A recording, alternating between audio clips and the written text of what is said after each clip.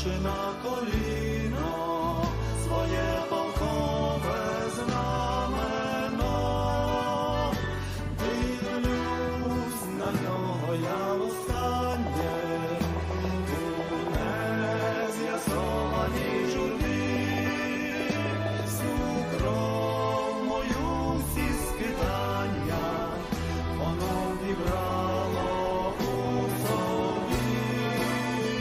Всю кров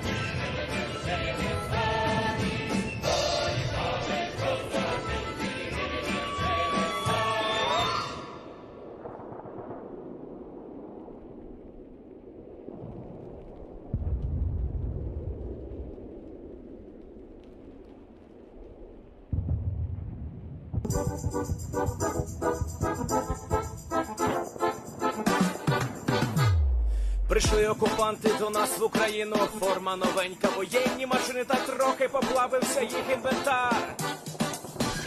Байрактар, Байрактар. Російські танкісти сховались в кущі, щоб лаптем посьорбати довбані щі, та трохи у чах перегрівся навар. Байрактар,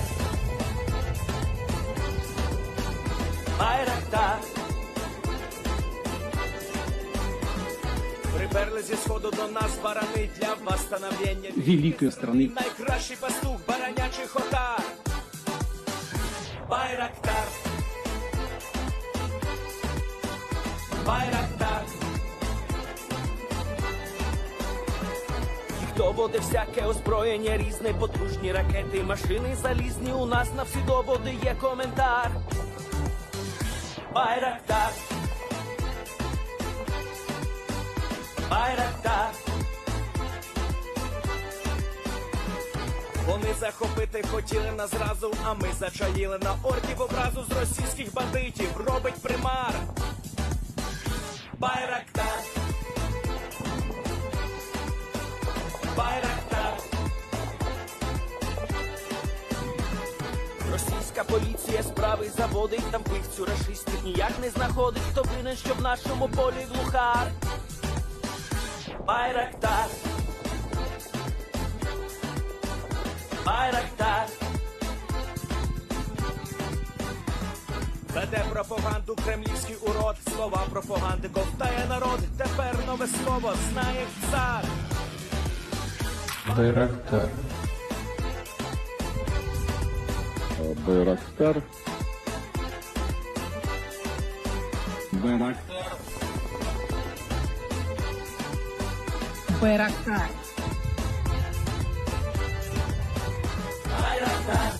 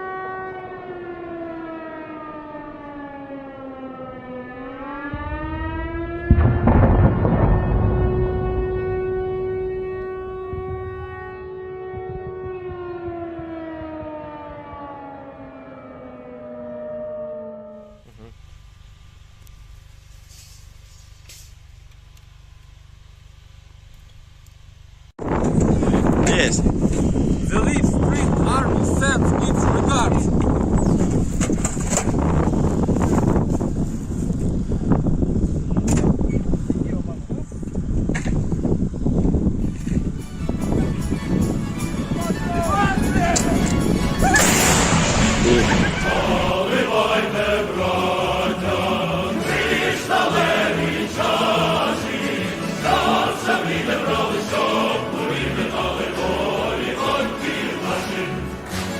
Час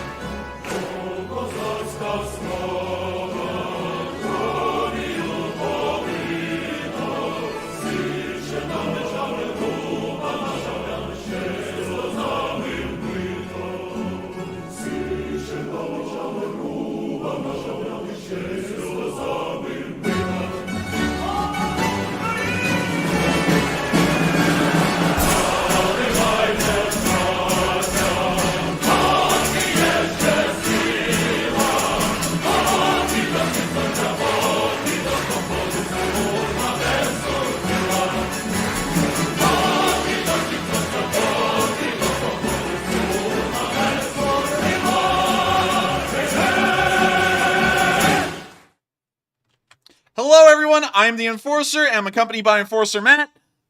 And welcome back, everybody, to Enforcer Matt, and welcome back to day 241 of the news and a whole new intro to the stream. And of course, we have found a brand new intro theme song to replace the Ukrainian anthem that has now become copyrighted. Hopefully this one's okay, because if so, it may become permanent. If y'all enjoyed it, please let us know, because if y'all did, it will definitely stay around. If a lot of y'all didn't, it will most likely change again. But with that, welcome back, everyone, and tonight we have some rather pressing news, as Zelensky has made a very bold and very scary statement, and of course the reason for tonight's thumbnail and title.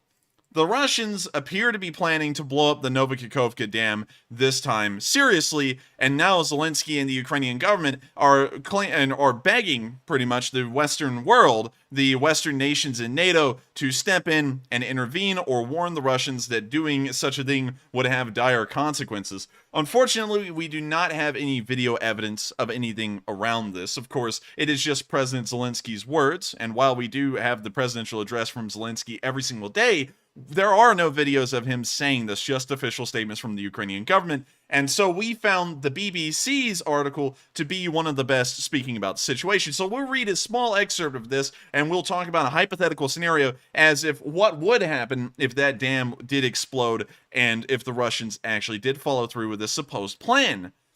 So, according to the BBC article by Paul Kirby, Ukraine's President Volodymyr Zelensky has accused Russia of preparing to blow up a dam at a hydroelectric plant in southern Ukraine, which would lead to a large-scale disaster. In his overnight address, he said that the Kakhovka Dam on the Dnieper River had been mined by Russian forces, according to Ukrainian information. The dam is under Russian occupation, but Ukrainian forces are closing in, and they really are. Russia has already accused Ukraine of firing its missiles at the Kakhovka Dam.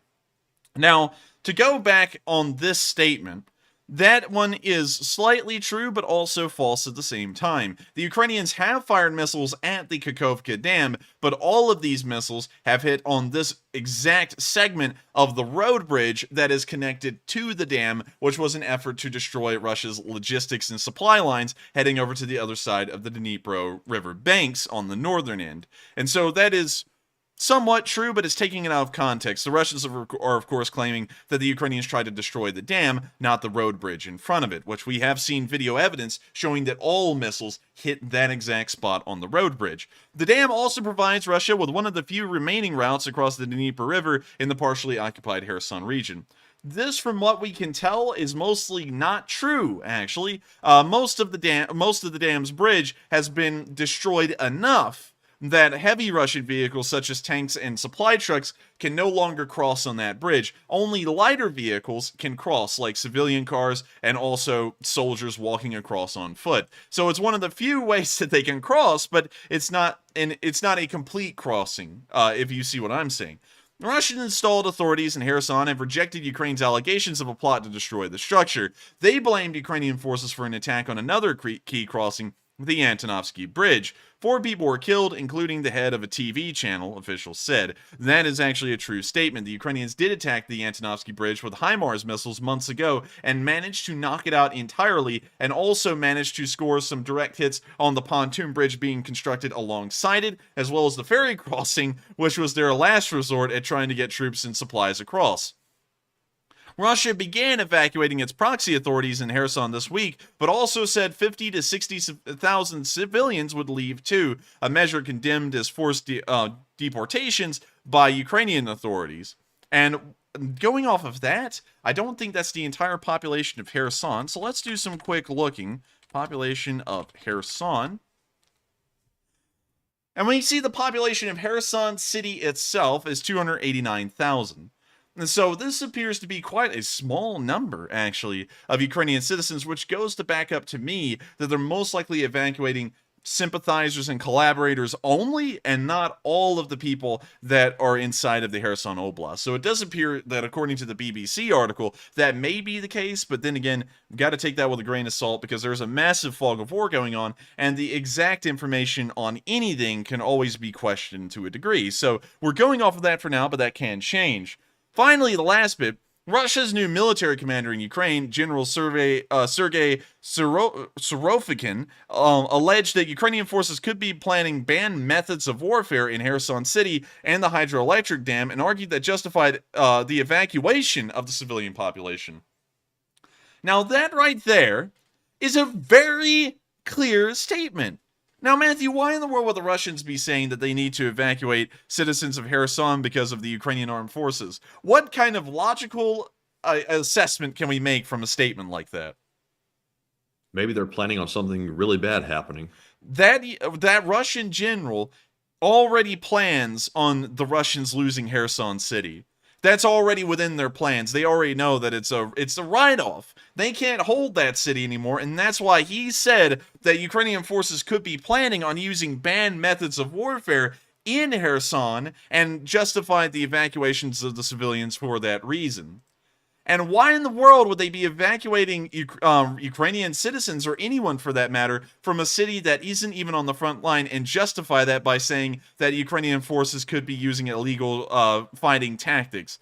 The reason being is because they already planned for Kherson to become a battleground and to most likely lose it as well. And so we can already see that the brand new Russian general, who has some kind of crazy name, it's like the butcher of something, he's already planning on losing. Which is a good thing to see, and I hope that they do. And so with that, of course, we can see that everything's starting to come together in a way that shows that they may be planning to hit the Kakhovka Dam bridge, and that is quite concerning. Of course, to go over the effects of the dam bridge being hit all across this blue line, which is also where we expect a solidified defensive position to be made by Russian forces once they lose Kherson, which is right on the banks of the Dnieper River. If that dam was hit, all of the hundreds of millions of cubic liters and gallons of water that's within this reservoir, all the way from Zaporizhzhyia down to Kakhovka itself, would flood forward through the rest of the Dnieper River down towards Kherson. This massive flood has been supposed to be nearly atomic in terms of its energy if it was to flood downstream, and would most likely wipe a large amount of these villages clean off the map along with the civilians within them. It could kill thousands, and it could kill tens of thousands. And that in its own right is incredibly alarming, to say the least. It's something that the Ukrainian government has started to talk about a lot lately, suggesting that they may have some kind of information to show that that may happen, and they've now been begging Western nations like the United States to warn the Russians not to do anything like that, as it would be a massive war crime, killing thousands of civilians in the process, and also would be damaging to everything in the area. Not only would it flood downstream and kill thousands, if not tens of thousands of Ukrainian citizens, but it would also empty out the Dnieper River reservoir in between Zaporizhzhyia and Kakhovka, which would lead to probably the most disastrous result, if there was one, out of this entire situation. The Enerhodar nuclear power plant would be without any kind of fresh water supply. A lot of nuclear reactors are on rivers and reservoirs. If we go to some in Alabama, which is where I'm from, we can see right here the Browns Ferry nuclear power plant, probably the one we referenced the most on stream, and you can see that it is directly alongside Wheeler Lake, which is a reservoir on the Tennessee River, and it uses it to filter out its coolant supply and water. We can also go to another nuclear power plant. I believe it's the only other one in the state, which is called, if I can find it, the Farley power plant. That's not it. Let me go down a little bit more. What was that, a paper plant? I think this right here is some other kind of a... It looks like an aggregate storage plant, but I'm not entirely sure because it has a lot of like a large factory and some refinery to it. So I'm not entirely sure. It may be some kind of a coal-fired power plant. Not really sure. Here it is. I actually just missed it by a mile. The Farley power plant, which you can also see is close to the Chattahoochee River. Quite a funny name. But also, these don't require a constant supply of water as coolant. It uses a different kind of system, and so it doesn't have to be necessarily attached to the river, although it's still close to one, I guess, just in case if they need the water. Still, the Zaporizhzhyia power plant relies on a constant supply of water as a form of coolant. Now, a lot of people say, oh, it's okay if the Dnieper reservoir empties out. They will still have the water inside of this coolant pool. That is not true. This water eventually does get let out into the rest of the river again, much like it does in the Browns Ferry power plant. And for that reason, if there's no more water to bring in and you're having to pump out the hotter water to replace it with cooler Dnipro reservoir river water, you won't have that anymore. That will not be a possibility anymore. This reservoir will almost be completely dry. The Ukrainians would have to be funneling down massive amounts of water from the Kyiv Sea, also the Cherkasy reservoir, to keep this power plant at least with a minimal amount of a water supply. If this power plant ran out of water, it would either have to do an emergency shutdown of all reactors, knocking out a critical part of Ukraine's power grid, or it would suffer a meltdown, which would lead to, of course, catastrophic results, as radiation would then begin to seep across the entirety of Ukraine in the southeastern area. And so it doesn't really look like the Kakhovka Dam being hit would be a great result. And of course, we're not one for saying anything that's fear-mongering on this channel, but considering that the Ukrainian government has found this to be a serious enough threat that they are now making official statements and official requests for Western nations to warn the Russians not to do something like this, we felt that it was incredibly important to cover the situation tonight. And so with that, we're now going to be moving on from that incredibly pressing news segment and the reason why we put up tonight's thumbnail and title, and we're now going to be moving into the Kherson counteroffensive by and large, which has been going quite well. And as far as we know, the counteroffensive hasn't even begun yet, but we're still seeing that the Ukrainians are making progress. Starting off in Chernovy Yar, we saw that a Ukrainian drone was chasing down a Russian soldier. When you see the drone looking at the Russian right there, and he is off to the races.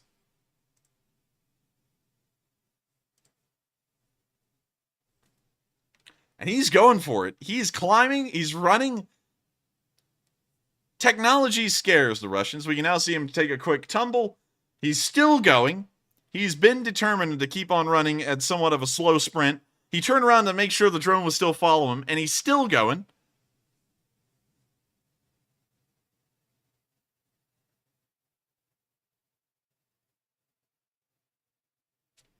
And with that, that's the end of that video, but it's interesting to see that the Russians are incredibly scared of technology, and I have absolutely no idea why. And of course, that's sarcasm. Moving on into the next bit of location unknown news, near the town of Staritsa, but of course in the Kherson area, we saw a Russian soldier being captured by the Ukrainian armed forces. Of course, this is in the Kherson area, but we don't know exactly where. And so, here's the video.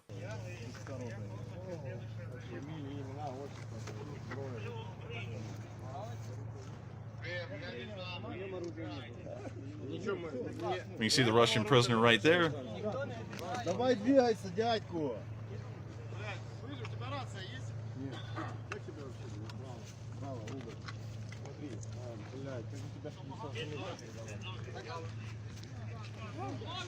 You see the cameraman walking around. There's a decent-sized Ukrainian unit in this area. We now see the cameraman. And we see the rest of the unit, and the video ends there. It's great to see that the Ukrainian forces are still overrunning the Russians to the point that they can capture some, because it's incredibly rare to ever take on prisoners on a static front line. This does show that the Ukrainians are covering some kind of ground somewhere, and overrunning Russian forces where they cannot retreat, to the point that they find it more viable an option to surrender. With that, we're now going to be moving on further down the line into the area of Vitrove, where we also saw another video of the Ukrainians inspecting some slightly damaged Russian vehicles that may require assembly. When you see the Ukrainian BMP-1 beating its way across the fields, and right there is a destroyed Ural 4320 with an extended cab. They got the upgrade package on that one. We now see that it looks like they may have gone to another vehicle. This time it appears to be a Kamaz. And I was actually quite scared there for a second, man. I thought that was a Russian that had expired inside of the cab, but it's actually a Ukrainian who's sitting inside. Oh, I was like, oh, I thought it was too.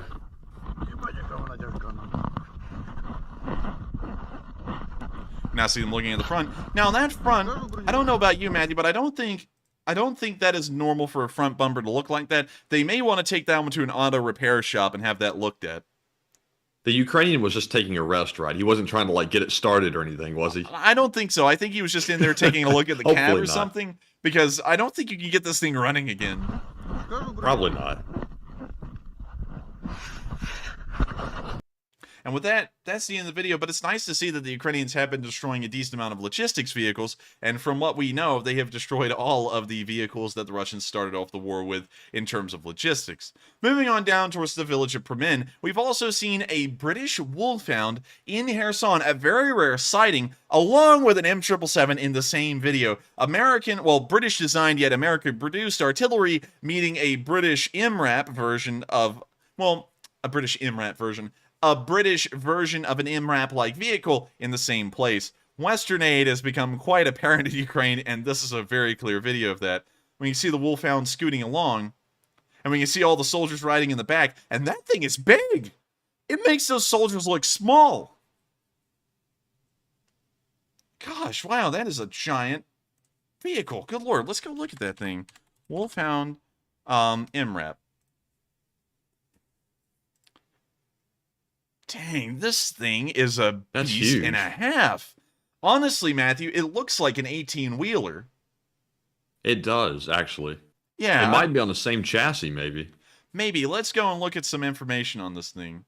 So apparently, wait a minute, it's not a cougar. It's not a cougar. Let's roll down a little bit more and let's see. There's a British Mastiff, which looks similar in a way, but it does not have that flatbed-like area in the rear. Let's see here. Let me scroll up. Let me back out. Wolfhound MRAP. Jeez, where in the world would we find some stuff like that? Wolfhound is a 6-wheeled variant of the Mastiff. So let's pull up the Mastiff. Let's get some information on it, because I'm really interested in this one.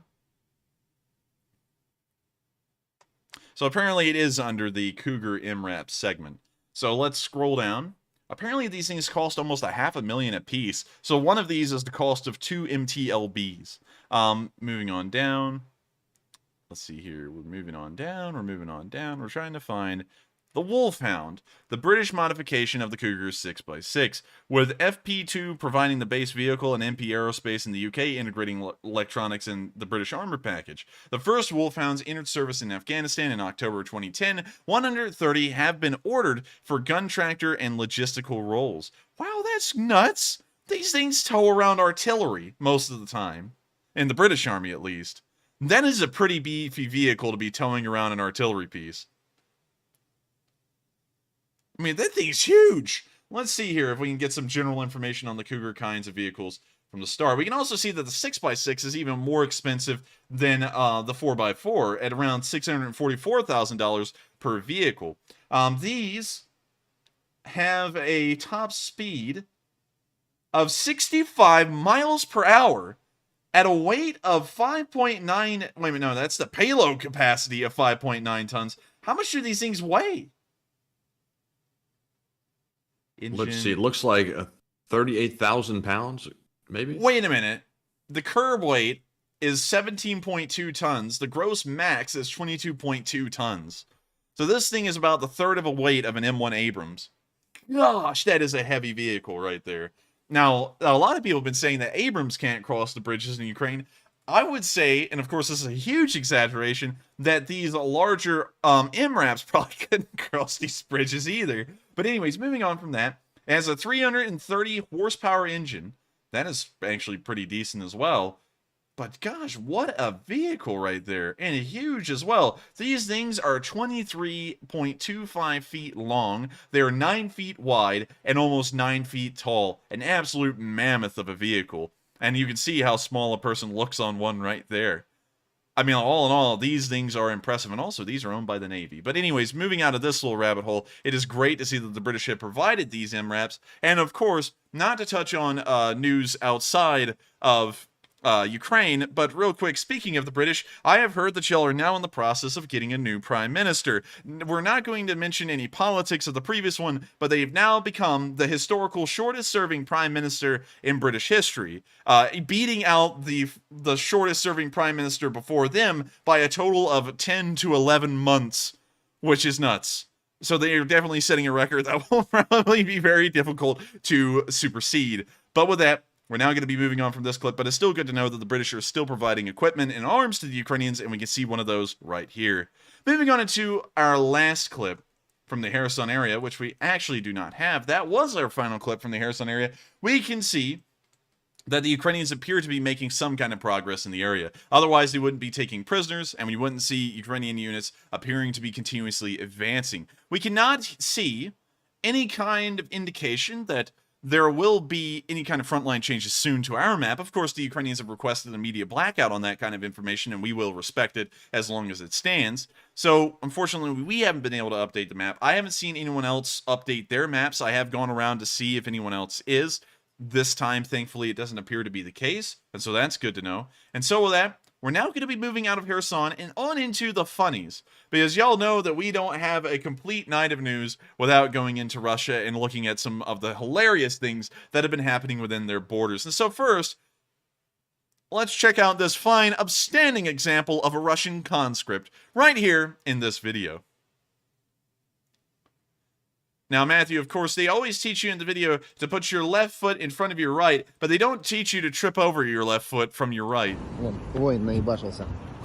Oh man. Oh, he is man. stone cold drunk. This man is just sideways. What Yeah, the hell? What was that? Hang on. What's this guy doing? This man's back here contemplating the end. This guy's so drunk he just fell down the hill. This is a very chaotic scene. Хуя ты. A typical day in Russia. Нормально там все встанешь? Man, that guy went down the whole hill. He went down the Да, whole конечно, thing. Чисто я He's so drunk he can't even stand up straight. Тебя что, на побывку отпустили, да? The drunkest Russian on his toughest battle, climbing back up the hill. He can't even make it up back the hill. Даешь, нахуй. Давай. Тебя на побывку отпустили, что ли? Ты хуя ты. What is this guy doing? What is he doing? Like, forget the drunk Russian. What's this guy doing on a roof in the middle of the town? Like, what is this? This whole video is just chaos.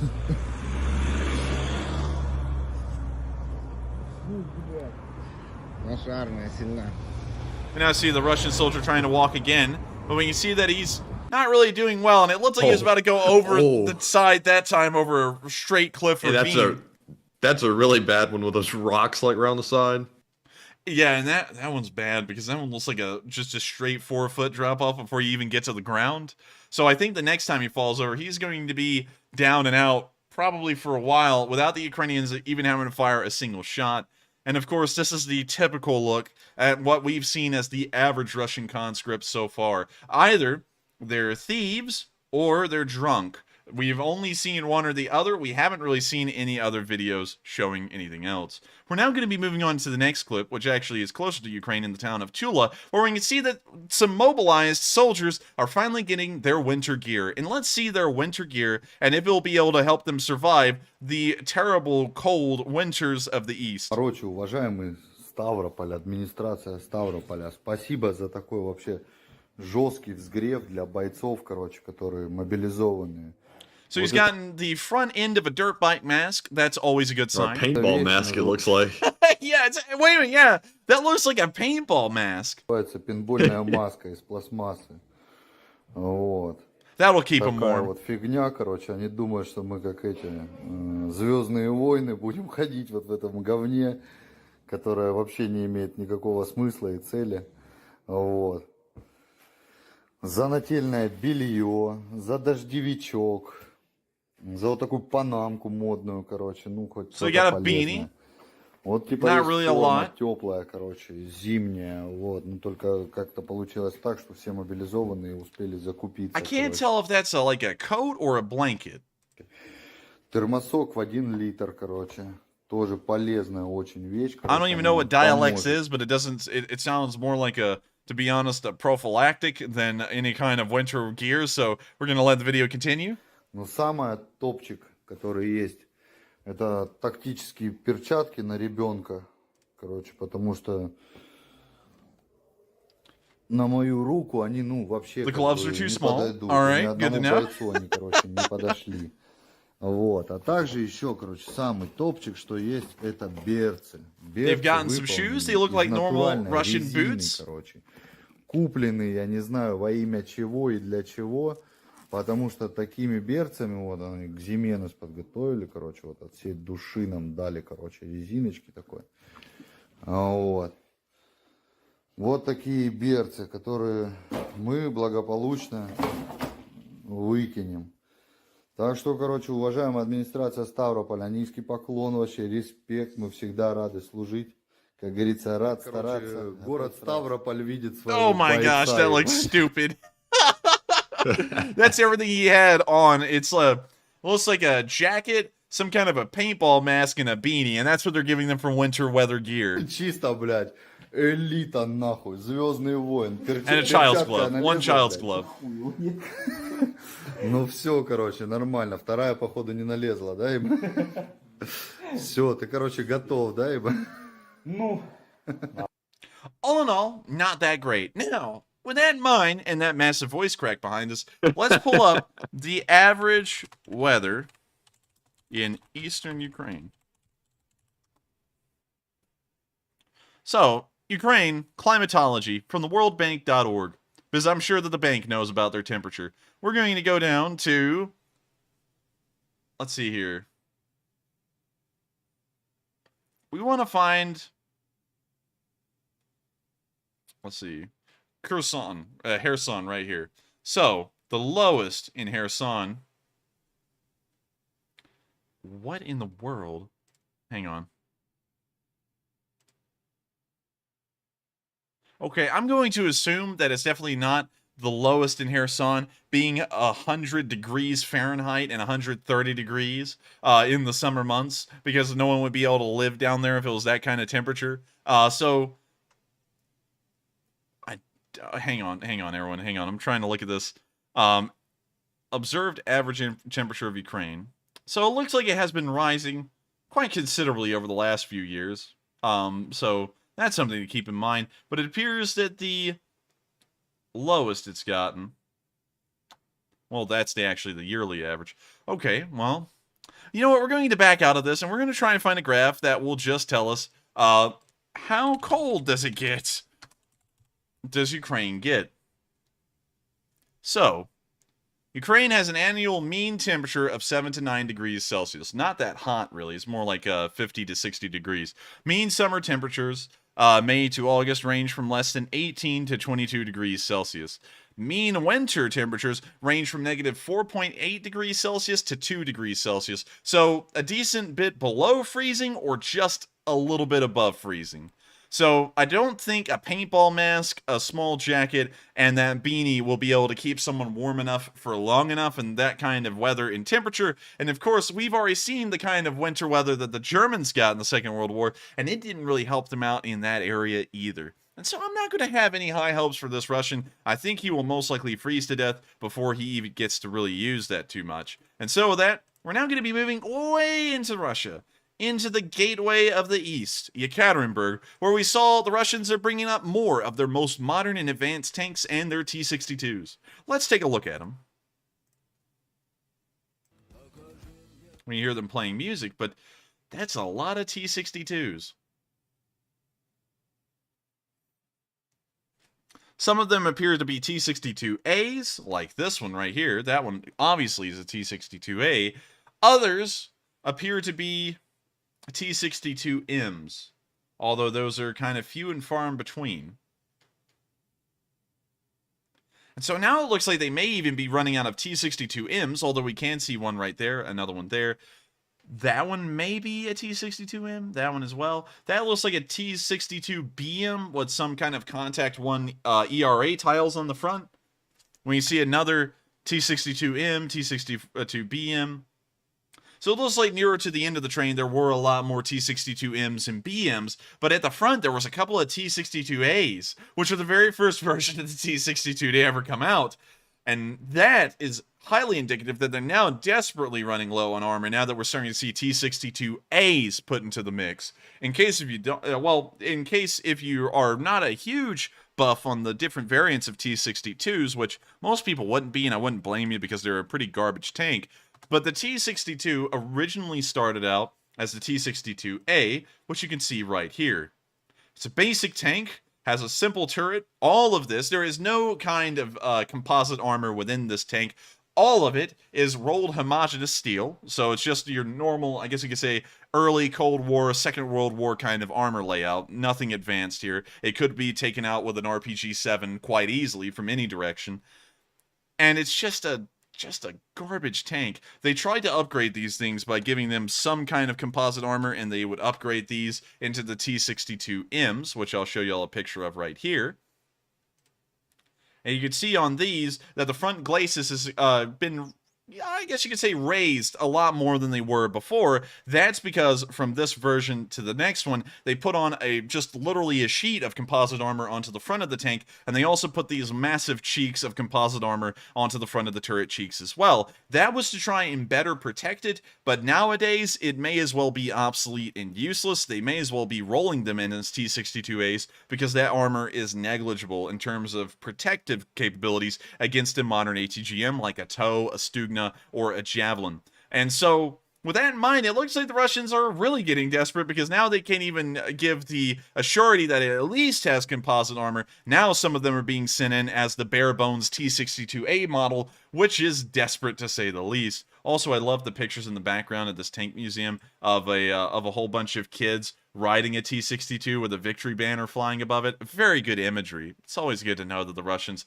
have kids at the center of the world, so that way they can be indoctrinated into the Russian mindset and always serve gladly in these pointless wars, which is really unfortunate and kind of morbid to think about. But with that, you can see that the Russian situation in terms of supplies is getting a lot worse than before.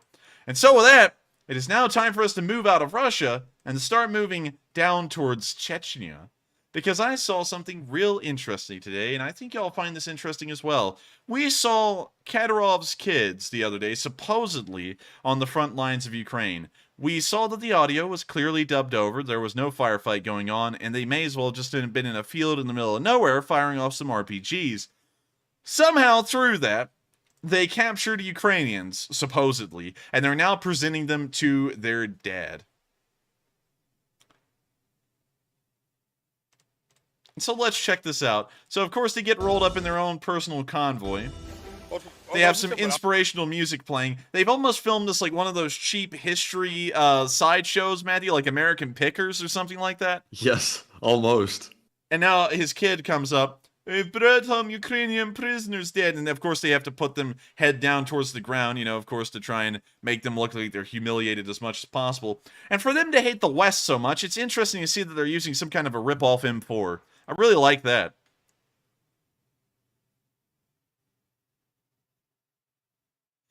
And with that, that's the end of the video. And it's Wait a minute.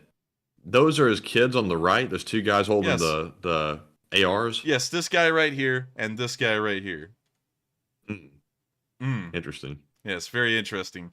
And also another thing, I really like to see that for some reason the Kadyrovites, while sitting there and talking about the core traditional Russian values, are going to use a core traditional Western weapon that is based off of the M16, or I guess you could say the AR-15, although the AR-15 is a civilian version of the M16, and then the M4 is a variant, I guess you could say a modification to the M16. We're not going to go through the whole history of the M4s and the M16s, but they're using them.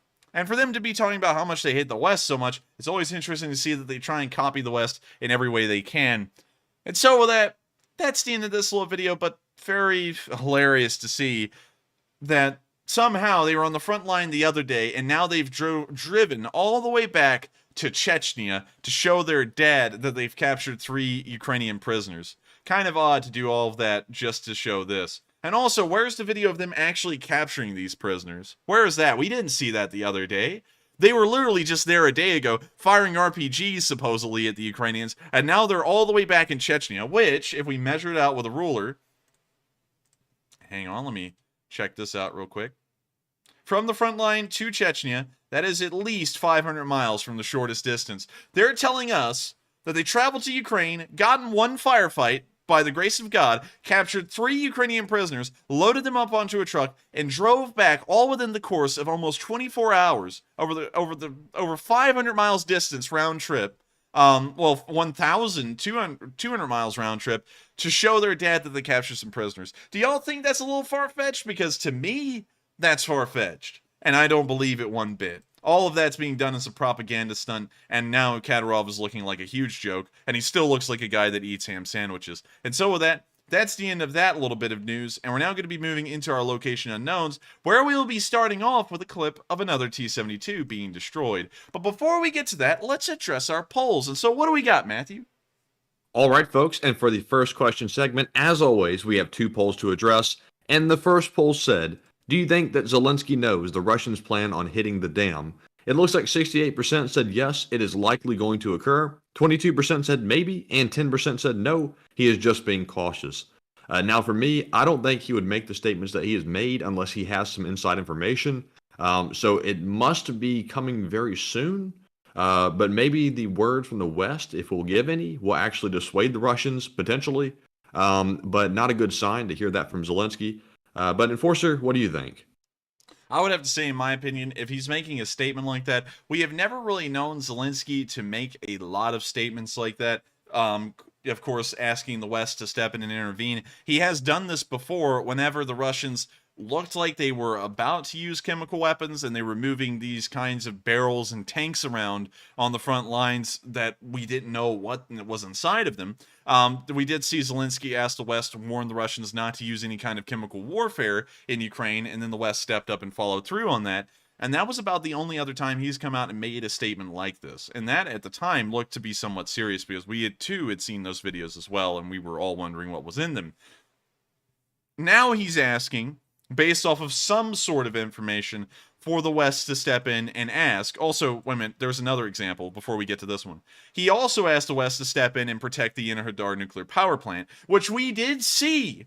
Like, we finally got the video proof, because for a while, Matthew and me were kind of skeptical that it may have been the Ukrainians trying to hit the Russians around the power plant, and that they were getting close, and whenever they did get close, they may have been blaming the Russians. But we finally saw a video when the IAEA arrived with the help of the United Nations, that some kind of a Russian spokesman was outside of the power plant looking at a grad that had clearly flown in from the southern direction from Russian-occupied territory and hit the road in front of the power plant. And he was out there explaining to IAEA inspectors how the MLRS, which was actually fired from Ukraine, flew over the power plant and then turned around and came back from the Russian direction and hit the road, which was the clearest proof that we had ever gotten that the Russians were firing at the power plant, because why in the world come up with such a fake lie like that if that wasn't true?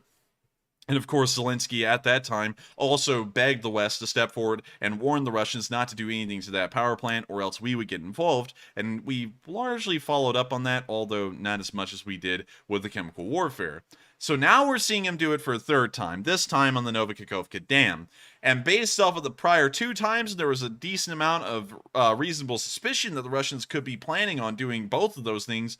There must be some kind of evidence or indication that the Russians are also planning on blowing up the Kakhovka Dam. This one, I would believe, is a lot more reasonable than others. If you look through history, a lot of dams have been hit. In fact, there is a famous mission that occurred in the Second World War called the Dam Busters Raid, which was conducted by the British. Huge credit to them. It was also called Operation Chastise. They used these special barrel-shaped bombs that would skip across the surface of these reservoirs like a skipping stone, hit the side of the dam, sink to the bottom, and then explode. And we can actually see a picture of one of these dams that was hit and destroyed during these attacks. And you can also see how empty the reservoir became because of that. And I believe, if I'm correct, that several thousand civilians were killed. We can see 1,600 civilians were killed, including 1,000 prisoners and slave laborers, and most of those were Soviet prisoners, which is actually quite interesting. But moving on from that, this shows that in wartime, dams have been a target, and they always have been. Usually, a dam is a large provider of electricity for a nation, and also a large supply of fresh water, and their destruction can have disastrous consequences for anything downstream of the dam. And so destroying them, there is a historical precedent to be afraid that something like that can happen. Now, if I can find a map, and I will try and find one for us here, we can also see the I believe it's the Eder or the Oder Dam right here, which was also hit by a Dam Busters bomb and exploded. But moving on down, I'm trying to find...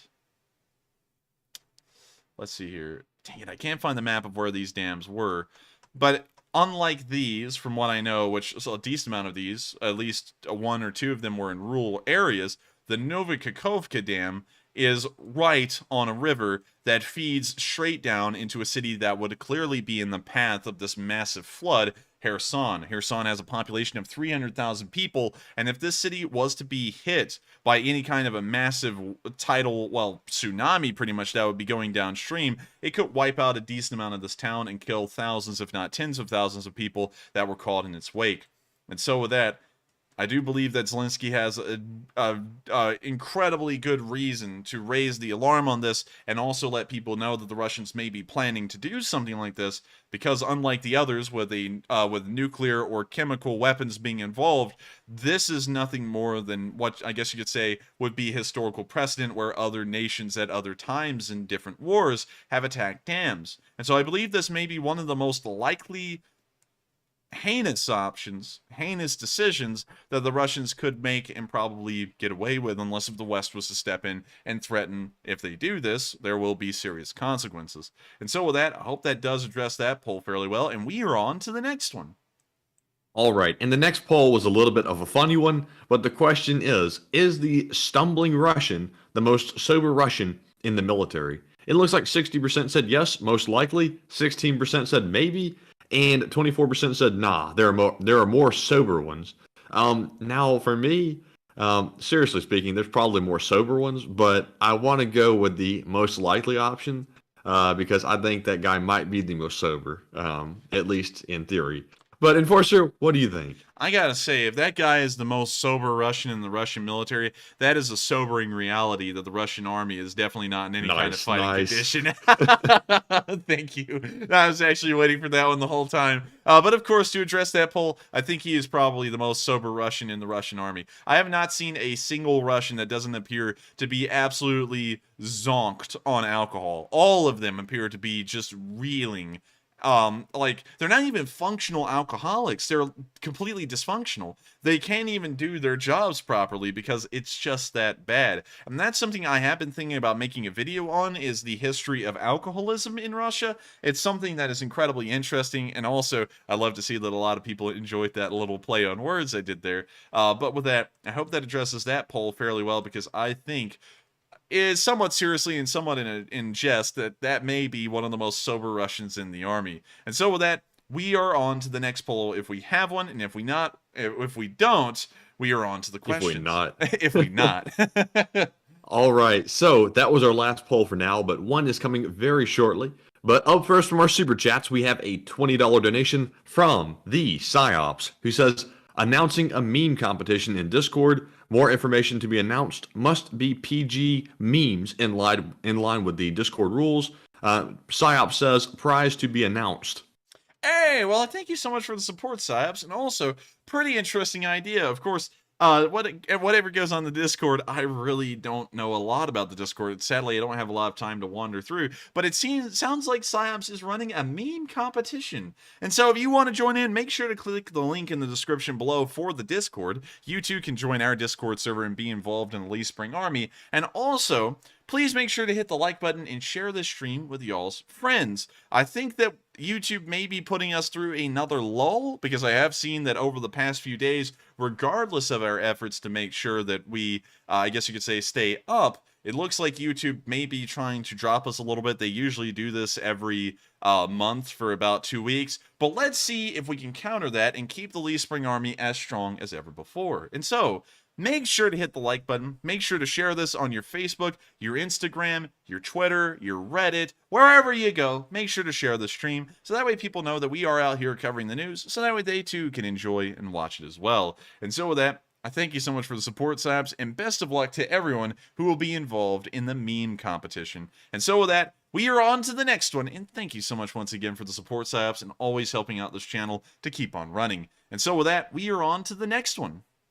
All right, and up next, we have a $20 super chat from NAFO representative Superbunker 9000, who says, me like the new song, LOL. Me wants you to take a chat question, please, and Slava Ukraine. And thank you so much for the support. Also, I love that you like the new song. Hopefully it goes over well, and hopefully we can use it. Of course, I think we are probably going to have to try and get our own, like our own exclusive one, because now that that Ukrainian anthem has apparently been copyrighted, the content ID system is going through and getting every single video we had that anthem in, which was all of them. So we'll have to see, but I thank you so much once again for the support, and I hope that does address that comment fairly well. Now, we're going to move on to the live chat question and answer it in your honor, sponsored by none other than you. And so with that, what do we got, Matthew? All right, and the live chat question goes to C. Fay, who says, ask your brother what would happen to Putin's bases in Crimea if they blow the dam. What would happen to Putin's bases in Crimea is that Crimea would lose its entire supply, as far as we know, of fresh water. If y'all don't know, that's a little bit of a problem. People require water to drink, and if there's no water to drink, then you might as well already be dead. And so, best thing to do is to leave. How do they leave? They go to the Kerch. How do they cross the Kerch Bridge? Well, that's a little bit of a problem. They'd have to cross on the ferry. But how many ferries are there? Not enough. And so it would be quite a pressing problem on the Russian end if the Crimean, if the Kakhovka Dam was destroyed, because they may lose their entire supply of fresh water that is then sent down towards Crimea. So with that in mind, the Russian bases would also have to disappear as well, or they would have to have the water constantly shipped in while they probably tried to evacuate the civilians, so they didn't have that much pressure on their logistics force. And so with that, I hope that does address the question fairly well. A really good one, actually. And thank you so much once again for sponsoring a live chat and helping this channel to keep on running. We can only run through viewer support, and without y'all, this stream and the everything attached to it just wouldn't be feasible. Also, if you do enjoy this stream, not to make a merciless plug, but please make sure to subscribe, as it keeps you apprised of when we run these streams, which is every single day of the week, except for Mondays. And so with that, we are on to the last question of this segment, and then we'll be moving on into the next section of news. All right, and the last super chat of this segment goes to Santiago Flores, who puts in a $20 donation. He says, I don't know if this question was asked, but how are the Russians getting their stolen loot back to Russia, like toilets and other things? Are the unit quartermasters really corrupt? And I thank you for the support, and that's a great question. And based off of video evidence so far in this war, they don't ever get it back to Russia. It's incredibly rare for them to do so. We have seen some things that the Russians have stolen make it back to Russia, but things like toilets and dishwashers, we've usually, and also washing machines, usually we see them carry those around until their vehicles are destroyed. And so it seems that they're planning on keeping a hold of these things until they can make it all the way back to Russia. And they're just going to carry it with them the entire way. Kind of crazy when you think about it. And also just nuts. I don't even know how to explain that, but that is honestly insane. And so with that, I thank you so much once again for the support. I hope that does address the question fairly well, because most of the stuff doesn't make it back. Most of it just keeps with the Russians until they get destroyed or run away, and then the Ukrainians will find it on their vehicles or inside of them later.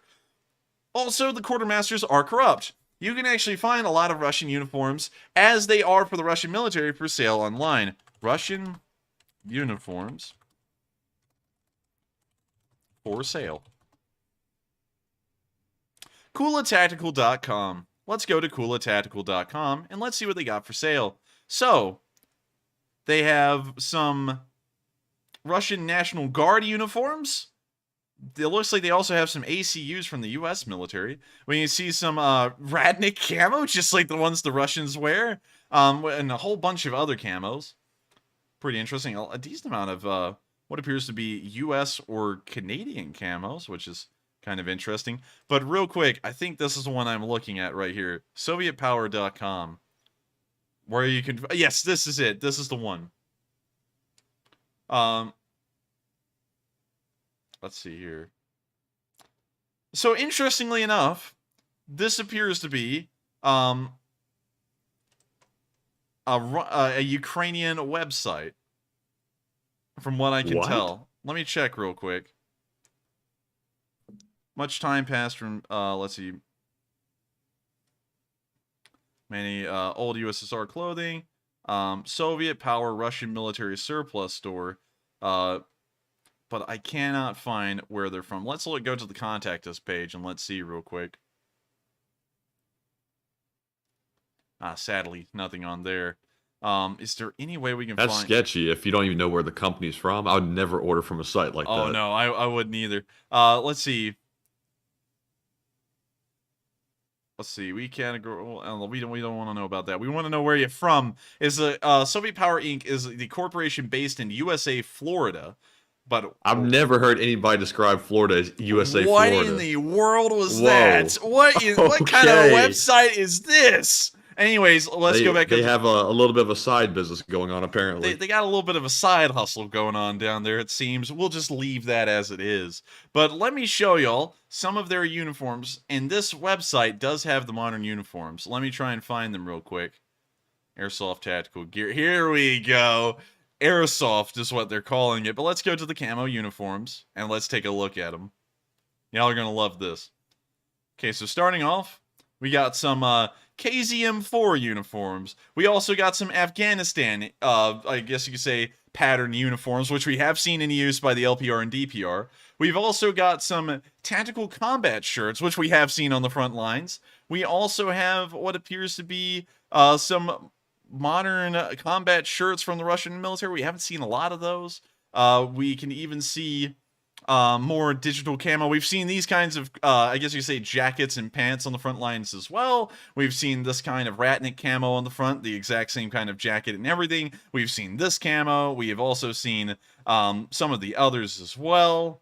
Let's go to the next page. And what's interesting is that you're probably wondering, Matthew, like a lot of viewers, where in the world are they getting all of these camouflage patterns from? Well, apparently quartermasters in the Russian Federation go into their stockpiles and they go and sell this stuff to people overseas, so that way they can pocket the cash, and the Russian military will most likely never know, because they'll just fib the numbers on how many uniforms they have, like these, and they just sell them off.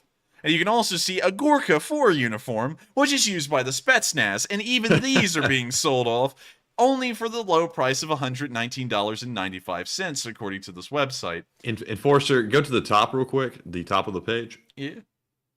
Let's see. I was told there's a Russian email up here somewhere. Do you see it? Russian email. I don't see it. Let's go to contact. Maybe go back to, yeah, just stay at the top of the contact page. Let's see. Oh, yeah. At mail.ru. Oh! They've got to be telling a story about there in Florida. Maybe they have an office there, but they're probably not based in Florida, would be my guess. They have an office in Florida, but their email is in Russia. So it's a front kind of like setup. They say they're in America, but they're really a Russian website. Also, credit to Canty Luden for pointing that out. Yes, that was also a good catch. But you can see here that quartermasters are able to sell off their stuff to private individuals and private companies like these, and then they sell them for pretty decent prices, pretty much. And so with that, I hope that does address that real quick about the corrupt quartermasters, because you can see a lot of their corruption right there. In fact, it is so bad that the Russian government, just about a few days ago, put out a statement saying that they'll be launching official investigations to figure out where a lot of their winter gear has gone, because a lot of it's been sold off under their noses by corrupt quartermasters. And so with that, thank you so much once again for the support. I hope that does address the comment fairly well. And thank you so much once again for throwing in a super chat and supporting this channel. Super chats are the only way we keep this channel running. And of course, I thank everyone who throws in one to help keep us running and to help supporting us with what we do. That is the only way we're able to keep this channel running. And so thank you to each and every one of y'all. And so with that, we're now going to be moving into our location unknowns. And starting off, let's check out this video of a Russian T-72 being destroyed by a Ukrainian drone. And so here's the video. When you see the drone flying over with a bomblet in hand.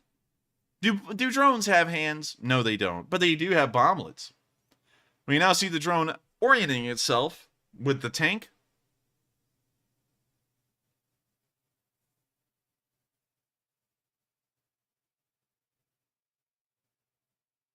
Well, you now see them dropping the bomblet.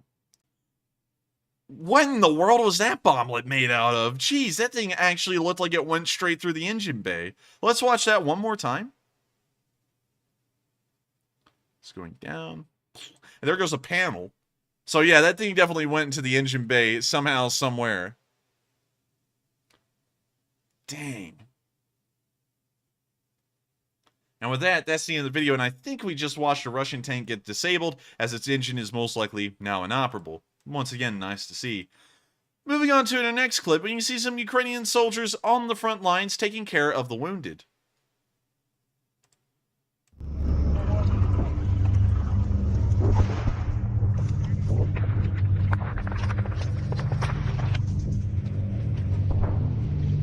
See them moving around. We can also hear this kind of whirring noise in the background, which we'll have to mute. We now see them moving past a BMP-2. Now running through a field. Walking through the brush.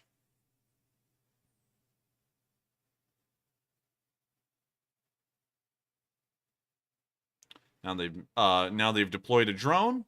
Now they're walking again.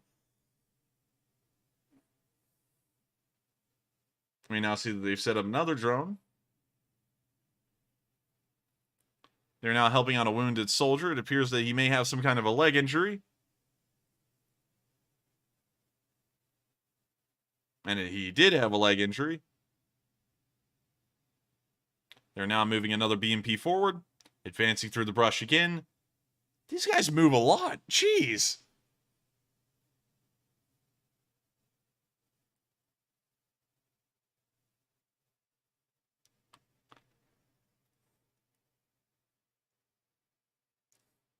We now see this guy addressing a hand wound. We don't know how he got it. They're now on the move again, standing by one of their BMP-2s. The BMP-2 is now cutting down the underbrush pretty much. They're now riding on top of it. And that is the end of the video. But once again, it's nice to see that the Ukrainian armed forces are advancing and continuing to operate while taking casualties, making sure to take care of all of them, and also taking care of themselves whenever they gain the small cut and bruise. With that, we're now going to be moving on into the next clip where we can see that a turret toss happened, and we weren't there to see it, unfortunately. And so, here's the video. There's the turret, there's the tank. We didn't get to see how far it flew, but one thing's for certain, we did get to see where it landed. And based off of how far away it was from the tank, it had to have covered some airtime. And so just based off of this little bit of information we have here of how far away the turret was from the tank, what kind of turret toss do y'all think that was? Out of a score out of 10, how good was it? And so with that, it's nice to see the Ukrainians are still engaging in turret toss competitions, and we are now moving on into the next clip of Location Unknown News, where we can see the Ukrainians making a bomblet in a bomblet-like factory. Nothing like using the wrench and the vise to make your bomblets.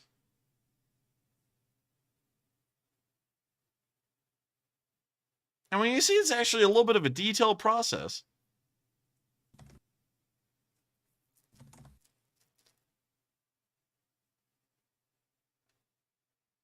Now see them dropping one of these bomblets onto a BMP, and it blew up right below the barrel on the engine bay and closer to the driver's side. Once again, really impressive to see, and it is cool to know that the Ukrainians actually do make these bomblets in kind of like a home workshop kind of way in very large numbers. And they're quite effective at that as well. And so with that, we're now going to be moving on into the next clip of Location Unknown News, where we can see that another Russian prisoner has been captured. Not only are the ones being captured in Kherson, but some are being captured in unknown locations. So here's the video. Also, we're going to have to mute because that's copyrighted music. But we see the Russian right there, and he looks a little disappointed.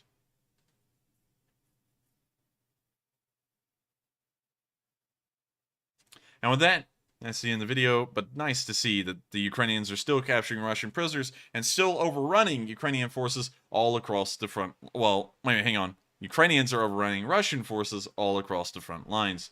With that, we're now going to be moving on from this clip and on into the next one, where we also saw a montage of Ukrainian soldiers in the field and operating once again in an unknown location. Here's the video. You see some Ukrainian soldiers riding in the back of a truck, waving on a BMP. Standing around enjoying the sunrise or the sunset, climbing up some stairs, standing around a little bit more, piloting a drone, a DJI Mavic, shooting some hoops, cleaning their BRDMs, looking at the pillars of smoke, enjoying the pets, shooting the rifles, looking at the trucks again, walking around on roofs, firing mortars, firing RPGs, throwing up gang signs, firing more RPGs, riding around in BMPs, flying Mavics, dancing, looking at each other, laughing, firing M777s, artillery, grads, more M777s, MLRSs, just of all kinds. waving flags on top of Balaklia. And just a whole bunch of stuff at the end. I can't even say what they are. It's going on so quickly. It's just a lot of artillery for the most part.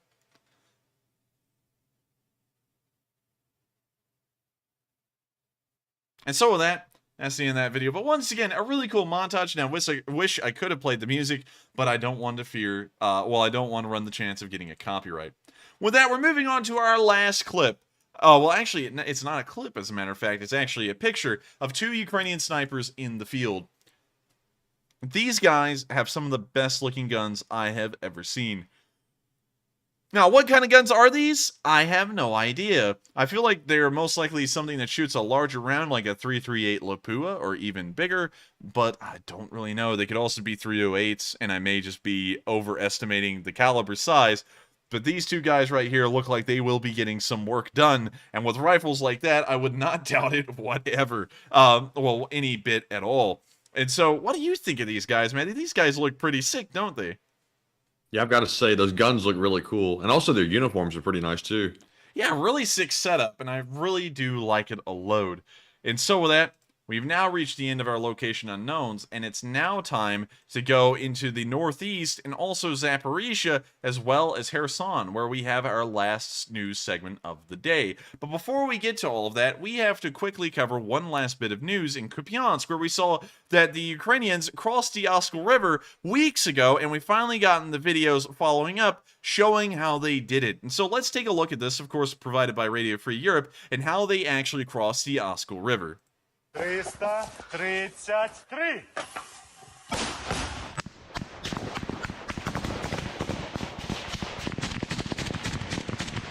Узловой — это стратегический объект, ввиду особенностей не только железнодорожных сполучень, но и особенности его местонахождения на том берегу. Имея очень большой фактор мотивации, была возможность форсирования реки с целью дальнейшего закрепления на суходоле с противоположной стороны, что завершилось успехом. И противник, понеся грандиозные потери, отступил вглубь уже сейчас Луганской области. Наша задача основная была держать огневые рубежи, то есть дороги, мосты, подступы под огневым контролем, для того, чтобы не дать противнику продвинуться вперед, либо при наступлении, либо контратаках. Бывало, да, ночью прорывались, подъезжали техникой, пытались форсировать, но все подступы сразу, их нападки, все сразу же пресекались. Там есть понтоны, которые держали они непосредственно, и уже наши понтоны даже пытались подойти к нашим понтонам, особенно с севера это было. А так, да, они на лодках пытались зайти ДРГ группами и неоднократно пресекались, неоднократно ловили эти группы, и по погребам прячутся, и по бабушкам. Вон недавно СБУ 2 чеченцев покрутило.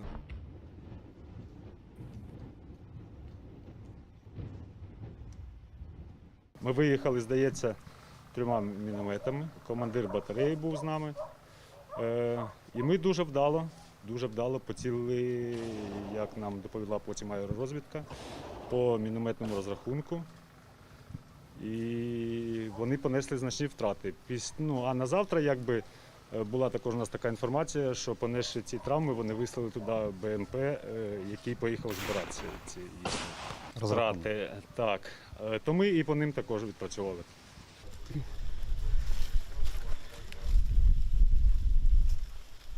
Це італійський міномет МОД-63, який прекрасно зарекомендував себе під час контрнаступу. Доволі швидко збирається і розбирається, може здійснити 7 пострілів за 2 хвилини. Його вага близько 100 кілограмів.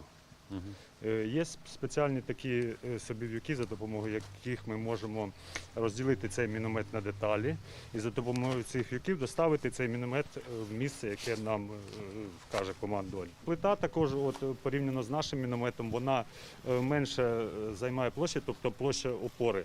І з-за цього вона швидко, якщо ґрунт особливо м'який, вона швидко входить під землю, після чого доводиться і діставати, і це займає лишній час. Він легший, він тонкостінніший, аніж наш, і тому він швидко перегрівається. Тому цей міномет якби більше для таких, скажімо так, робіт приїхати, навалити і звалити. БМ-38 это наш такой старый, советский, он 600 килограмм весит. Вот тем можно постоянно. А этот больше для диверсионной работы. Специальные такие ранцы. Зашли в тыл к врагу, где-то сбоку, никто не знает, по посадкам.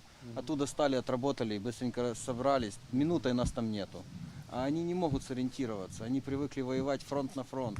Ну я понял, да. Где викидаються в несколько ешелонів снаряди. Наше командування ними керувало дуже грамотно, тому що якби хтось десь щось пропустив, не пішов, скажімо так, десь там налякався, або не вийшло там в зв'язку з чим-то, то цього б не було. А так наше командування це все гарно спланувало і на кожному відрізку, куди ми наступали, всі відробили на всі 200%, всі молодці, красавчики, правда, дорого. Дуже дорого, але я думаю, що це того варте. Це наше майбутнє, це наша незалежність і да, це все наше майбутнє.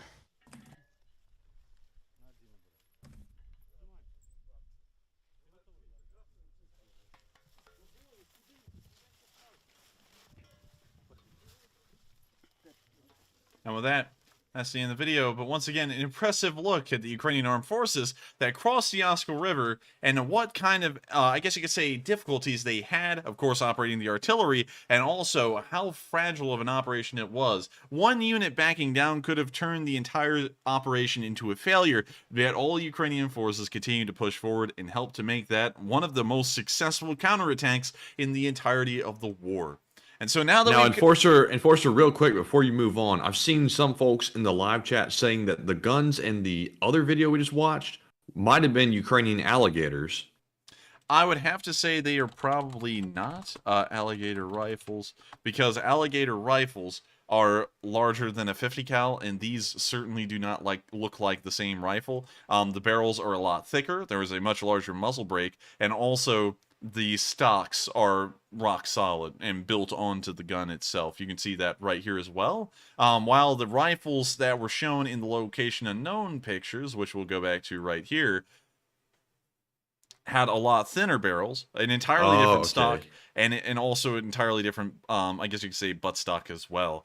So not the same rifle, but it would be neat if it was. I would not lie at all. If they had alligators, I think that they would win every single confrontation they got into. And so with that, I hope that addresses that real quick. And we are on into our polls real quick before we move on to the next news segment. And so with that, what kind of polls do we have, Matthew? All right, so of course we have two more, and the first one said, do you think Kadyrov's kids are actually fighting on the battlefield? It looks like 83% said no, it's all for propaganda, 10% said I don't know, and 7% said yes, they're in the field. Now for me, I don't know too many soldiers that roll up in a Mercedes, so if that doesn't sort of clue you into what's really going on, I'm not sure what will. But no, Kadyrov is not going to send his kids out into the battlefield to actually fight. They're just there to basically film a couple of TikTok videos and to provide some propaganda, because doesn't it look lovely when a dictator sends his sons out, his noble sons, to go and fight in his war? That just is supposed to garner credibility with his people, but for us, we see straight through it. But Enforcer, what are your thoughts?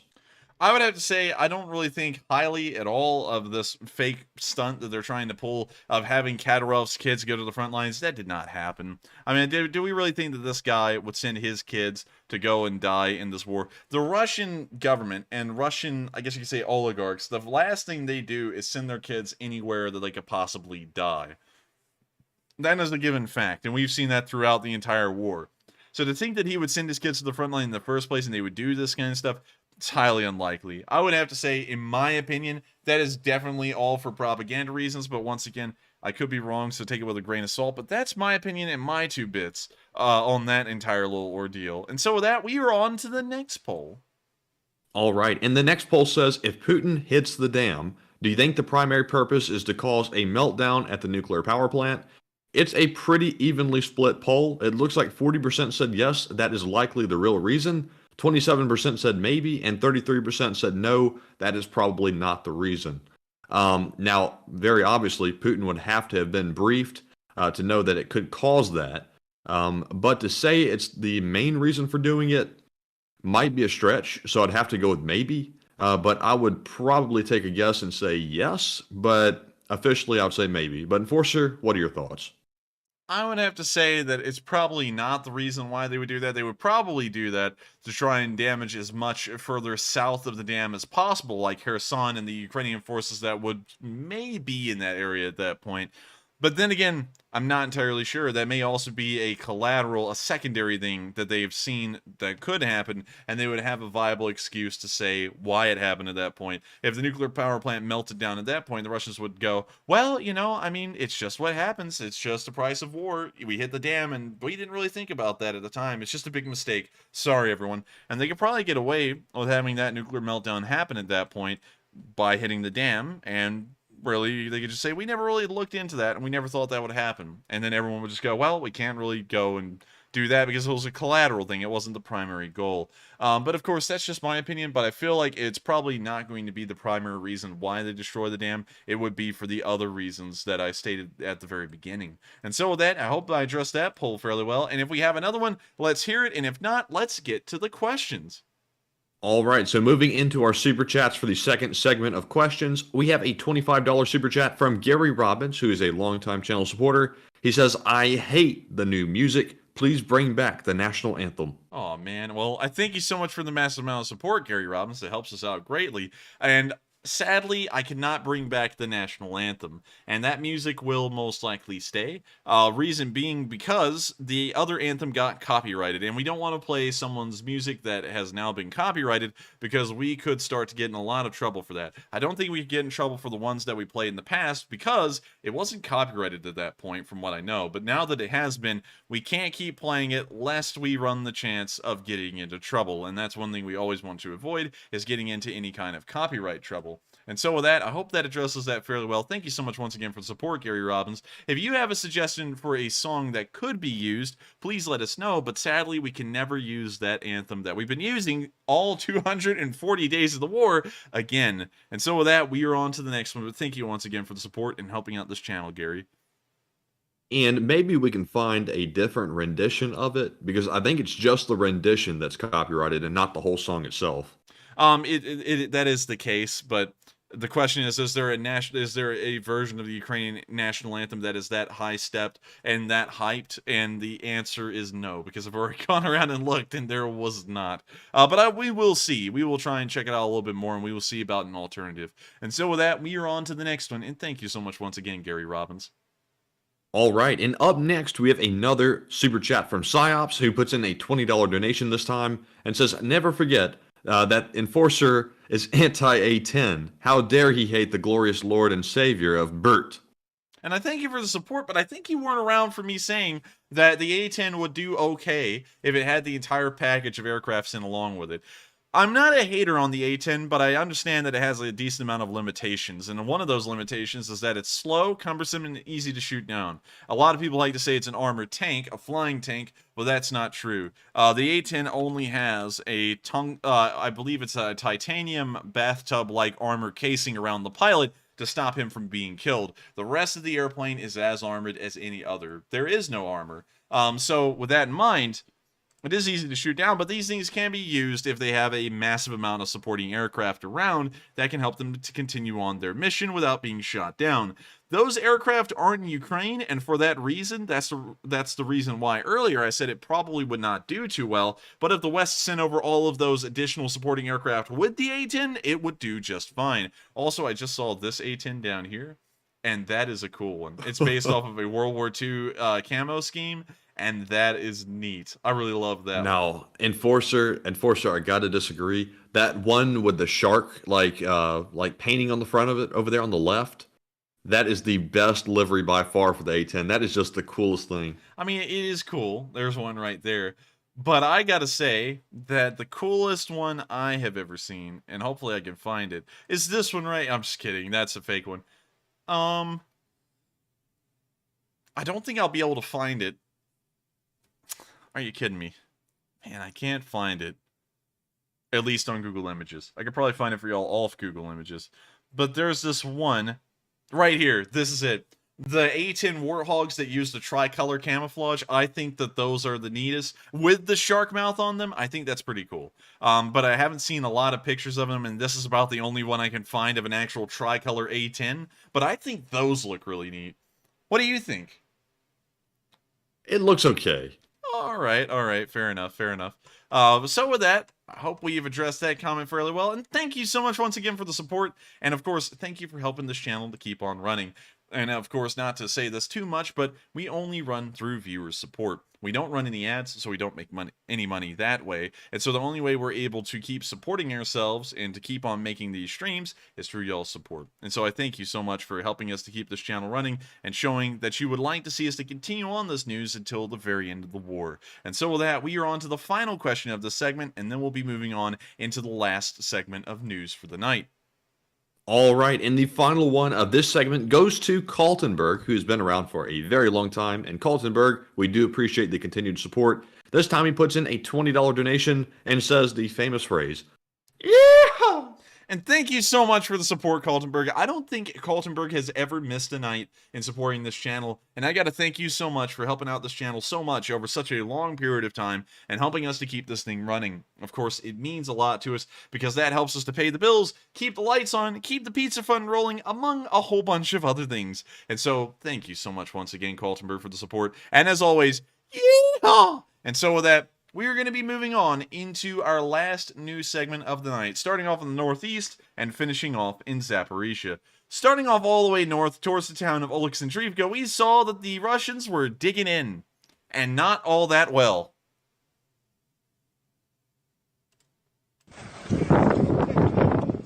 Вот, господа, администрация Крыма. Вот такая у нас идет боевая подготовка. Отправка. They're doing a lot of digging. Вот. Интересно, чего мы туда едем? This guy has definitely used a shovel his whole life. Копать? Или траву косить? Или защищать родину свою? Интересно.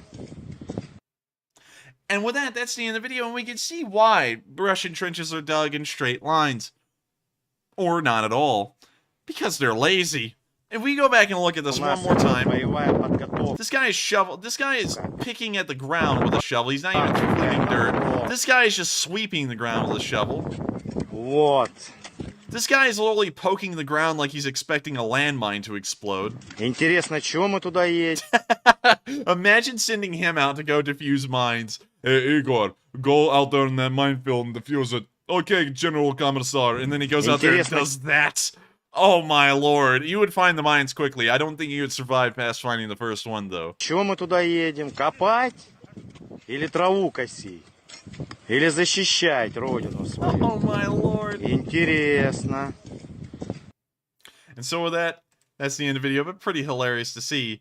With that, we're going to be moving further down the front lines to the town of Zaporizhzhyia, where we saw that a Ukrainian bulat was on the move, and had a really cool camera angle as well. Also with some rap music playing in the background, which we cannot play. But there goes the bulat, and there goes the Ukrainian tank crew on top of it, drifting their way to victory. And so with that, that's the end of that video, but a pretty cool one at that, and it's good to see that Ukrainian armor, actual indigenous armor, is on the move and still being used. With that, we're now moving on to the next clip of news, which is right outside of Svatove, where we can see that the Russians are desperate, in fact, hungry for armor. Here's the video, and Matthew, you know a lot about World War II tanks? Not a whole bunch, but a little. Have you ever seen a lot of the German tanks used in the Second World War, like the Tiger, the Panther, tanks like that? Oh, yes, yes. Oh, okay. You'll know this one then. В Україні немає, блядь. Кроме оцеї маленької леді, блядь. Родом from Dor. Yes, I recognized it, but I couldn't tell you the model. It's a Panther. Where'd they get that from? I have no idea. I honestly could not even answer that question for you. It's not an actual Panther because these wheels are most likely of a T-34, but it is a mock-up Panther, and that is horrendous. Considering that it's even made off of a T-34-85, for that matter, it is horrendous to think about. But it's literally a ripoff of a Panther made on top of a T-34-85 that was actually used by the Russians at some point. It appears that they abandoned it, and now the Ukrainians are waving a flag off of it, but we can see here the exact same wheel layout on this T-34 right here, which is a model, but still it gets the point across. That is on this. Everybody's saying it's a replica or a hoax or a mock-up. It is a mock-up. That is what we're covering right now. You can see the exact same wheel layout. You can see the... Well, wait a minute. Those idler wheels. That actually looks like that was built backwards. That would have been the front of the T-34. That would have been the rear. And that seems to have lined up with that. So yes, it looks like it was a T-34 that they have now rigged up to look like a Panther. That is horrendous, to say the least. And to think that it was anywhere near a checkpoint on the front lines, that's even scarier to think. And we can now see that the Ukrainians, of course, are now waving a flag off the back of it and also laughing at the tank. And with that, that's the end of the video, but a pretty funny one to see, and really sad to see that the Russians actually ever even brought that thing around for one reason or another. With that, we're now going to be moving down the front lines and closer to Kreminna, where we also saw a Russian tank burning.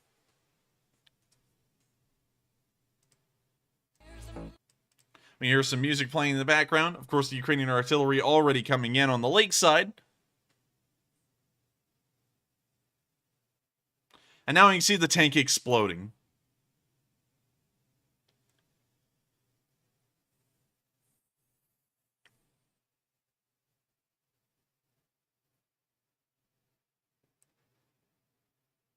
We now see the tank burning quite nicely. Of course, the black smoke of death billowing up above.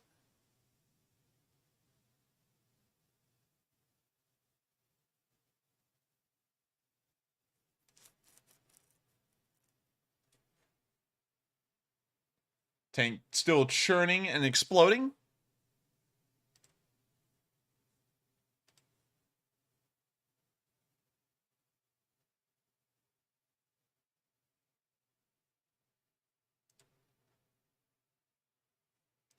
And with that, that's the end of the video, but it is nice to see that this little Russian tank, a little T-72, not a Panther, was hit by Ukrainian artillery and ended up going up in a ball of flames. Another Russian tank that will no longer be used by the Russians in that area. Speaking of Russians in that area, it looks like they may also be becoming an endangered species. It appears that the Ukrainians are still inflicting a massive amount of casualties on the Russians in this area, although their front lines have now taken a pause, and it looks like the Russians may be running out of manpower or equipment in this area, as it appears that every time we've seen them in a video, there are less and less tanks around, and it's more so directly against the infantry that they're taking action against.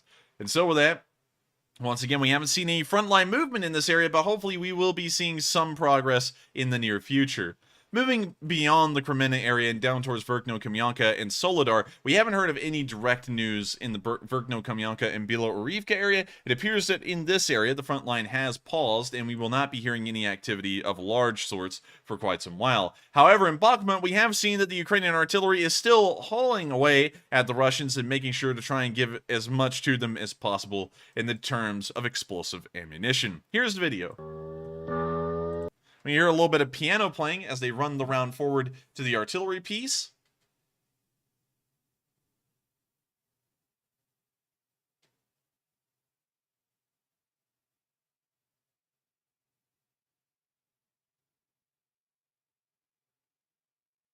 We now see them loading the breech, preparing the gun, and now they're going to fire. Now they fire the piece, the round is on its way, and hopefully going downrange to hit Russian forces. Unfortunately, we didn't see that clip of the video, but still, I've got high hopes. With that, we're now going to be moving into the direction of Popasna, near the Ukrainian front lines, where we saw Ratatouille.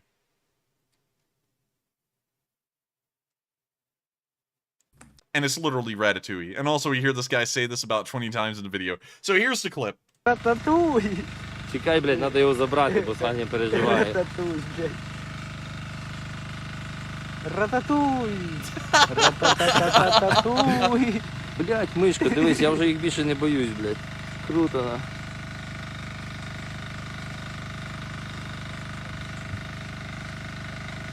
Блядь, а ну, короче. So Unfortunately, you know who this guy sounds like? who? He sounds like Manuel off of that like Monty Python guy's little show. What's that show called again? Faulty Towers? Towers. Yes, yeah. Yes. It sounds like him. Yeah, he kind of does actually. Let's watch that again. Ра-та-та-та-та-та-туй. Блядь, мишко, дивись, я вже їх більше не боюсь, блядь. Круто, на. Oh, Mr. Faulty. Oh, Mr. Faulty, things are going very badly. Блядь, а ну, короче. Oh man, but that's funny to see. And of course, ratatouille, ratatatatatouille. It's so that we're now going to be moving on further down the front lines, but of course, nice to see Ukrainian soldiers are having fun on the front lines, and of course, making friends with ratatouille. Moving on down towards the Orlivka direction, we did see that the Ukrainians were able to destroy a Russian S-300 today. We're going to have to mute that because that's copyrighted. But we can see the S-300 right there. And now we can see the S-300 explode in a beautiful ball of flames with flare shells flying all around.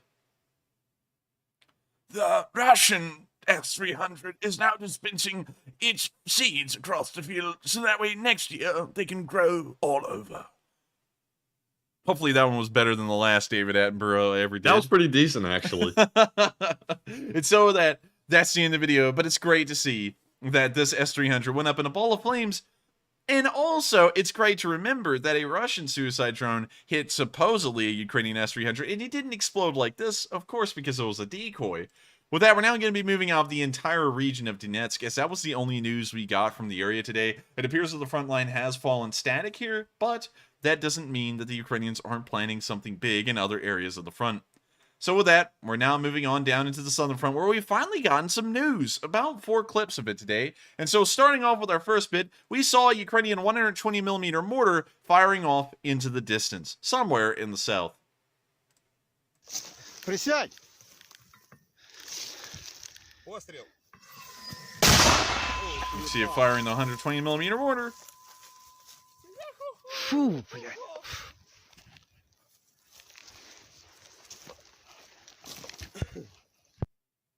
And with that, that's the end of the video, but nice to see the Ukrainians are using their heavy mortars to fire at the Russians as well. Moving even further on down the front lines towards the area of Kharkiv, we saw that a Ukrainian Su-27 roared right over the head of Ukrainian armed forces. And so here's the video, and it's a really cool one.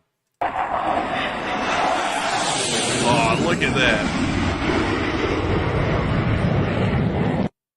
That is pretty neat. And I always like to see aircraft flying above, and it's nice to know that the Ukrainian Air Force still patrols the skies and dominates them to this day, 241 days into the war. With that, we're now going to be moving into, I guess you could say, the rear area of the lines. This is not exactly frontline news, and since we're moving into it, let's talk about the situation on the front line in Zaporizhzhyia today. So far, there hasn't been a large amount of activity. It appears that the front lines have, for the most part, stalled.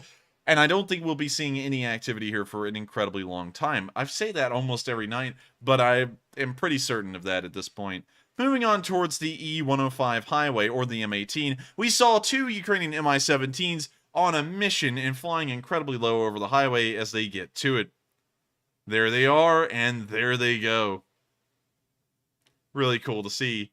And with that, that's the end of the video, but always nice to see the Ukrainian Mi-17s are always out on the mission doing something, whether it be firing rockets at the Russians or dropping off Ukrainian forces anywhere they need to go. With that, we're moving on to our final clip of news before we get to the speech from Zelensky, where we saw that a cruise missile was shot down over Zaporizhzhyia today. A very good sign. And so with that, here's the video.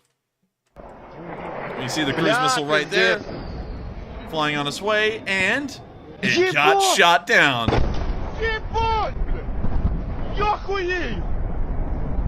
Вот это контент, блядь. With that, that's the end of the video, but it's great to know that Ukrainian ground air defense forces are continuing to make sure that the skies remain safe above Ukraine and trying to shoot down as many cruise missiles as they can. And so with that, we're now going to be moving on up out of Zaporizhzhyia and into the area of Kyiv, where we'll be addressing President Zelensky's speech here on day 241 of the war in Ukraine and wrapping up our news segment and moving on into the question segment for the rest of the night. And so, without further ado, here's the speech from President Volodymyr Zelensky. Бажаю здоров'я, шановні українці. Провів сьогодні нове засідання Ставки Верховного Головнокомандувача. Основні пункти порядку денного цілком очевидні. Захист нашого неба від ворожих ракет і дронів, захист об'єктів інфраструктури, ураження позицій окупантів, просування наших сил і все необхідне для забезпечення армії. Доповідали військові, розвідка, міністри. Щоденно наближаємо потрібні Україні результати і на землі, і в повітрі. Працюємо також і над тим, щоб були необхідні результати на морі. Цими тижнями стає все більш напруженою ситуація навколо експортної зернової ініціативи. Ворог робить все, щоб загальмувати наш експорт продовольства. Вважаю, що цими діями Росія абсолютно свідомо розпалює продовольчу кризу, щоб вона стала такою ж гострою, якою була в першій половині цього року. На сьогодні більш ніж 150 суден знаходяться у черзі, щоб виконати контрактні зобов'язання по постачанню нашої агропродукції. Це штучна черга. Вона виникла лише через те, що Росія свідомо затримує проходження кораблів. Кожен день перебування суден з продовольством у черзі означає зростання соціальної та політичної напруги в країнах, що споживають нашу агропродукцію. Ось лише деякі держави, у які затримується експорт продовольства з вини Росії: Єгипет, Туніс, Алжир, Марокко, Ліван, Ірак, Китай, Бангладеш, Індонезія. Наші партнери ООН, Туреччина та інші повністю поінформовані щодо цієї ситуації. За час роботи нашої зернової ініціативи через російське гальмування ми недоекспортували близько 3 мільйонів тонн продовольства. А це річний обсяг споживання для 10 мільйонів людей. Росія робить все, щоб як мінімум сотні тисяч цих людей стали вимушеними мігрантами, які шукатимуть притулку в тій же Туреччині чи в країнах ЄС, або загинуть від голоду. А ми ж з партнерами маємо зробити все, щоб зернова ініціатива не тільки зберігалась, але й щоб працювала на 100% потужності. Право на їжу і на життя без голоду – це фундаментальні права для абсолютно кожної людини на землі. І тому російські намагання загострити продовольчу кризу – це агресія також проти кожної людини на землі. Провів сьогодні зустріч з представниками Конгресу США, що прибули в Київ. Подякував їм за незмінну двопартійну підтримку і за надзвичайно потужні речі, які робить Америка, щоб допомогти нам захищати свободу. Обговорили ключове на сьогодні питання протиповітряну і протиракетну оборону. Також говорили про фінансову підтримку, про нашу політичну взаємодію, про те, які нові антиєвропейські та антидемократичні кроки слід очікувати від Росії та її спільників у терорі. Торкнулися тематики іранського постачання для російського терору. Сьогодні ж цей терор проти нашої інфраструктури, проти нашої енергетики буде обговорюватись Радою безпеки ООН. Засідання скликається на вимогу нашої держави, відбудеться о 22-й годині. Зустрівся з президенткою Європейського банку реконструкції і розвитку, подякував за допомогу і поінформував про те, які нові потреби виникли у нас через російський терор. ЄБРР вже надає фінансову підтримку Укренерго. Має всі дані щодо того, яких кроків ми потребуємо для відновлення енергетики і об'єктів соціальної сфери, для будівництва житла для українців. Погодили позиції напередодні конференції щодо відбудови нашої держави, яка має відбутись в Німеччині 25 жовтня. Сьогодні протягом дня повітряна тривога оголошувалась у більшості регіонів України. Є нові збиття безпілотників і ворожої авіації. На сході та півдні України продовжуються активні бойові дії. Наші Збройні сили зберігають ініціативу. Я хочу сьогодні відзначити бійців 25-ї окремої повітряно-десантної бригади за умілі та продумані дії при знищенні ворога на східному напрямку. Дякую і воїнам 60-ї окремої піхотної бригади, чиї підрозділи демонструють хороші результати на Херсонщині. Тільки з початку жовтня бійці 60-ки затрофеїли більше 30 одиниць російської бронетехніки, 1000 снарядів для танків і 3 гармати «Гіацинт». Вся ця зброя обов'язково допоможе звільненню нашої землі. Дякую також бійцям 59-ї окремої мотопіхотної бригади імені Якова Гандзюка. Цього тижня хлопці показали відмінні результати у знищенні ворожої техніки і боєзапасу. Також дякую воїнам 35-ї окремої бригади морської піхоти імені контр-адмірала Михайла Остроградського за стійкість в обороні зайнятих рубежів. І ще одне.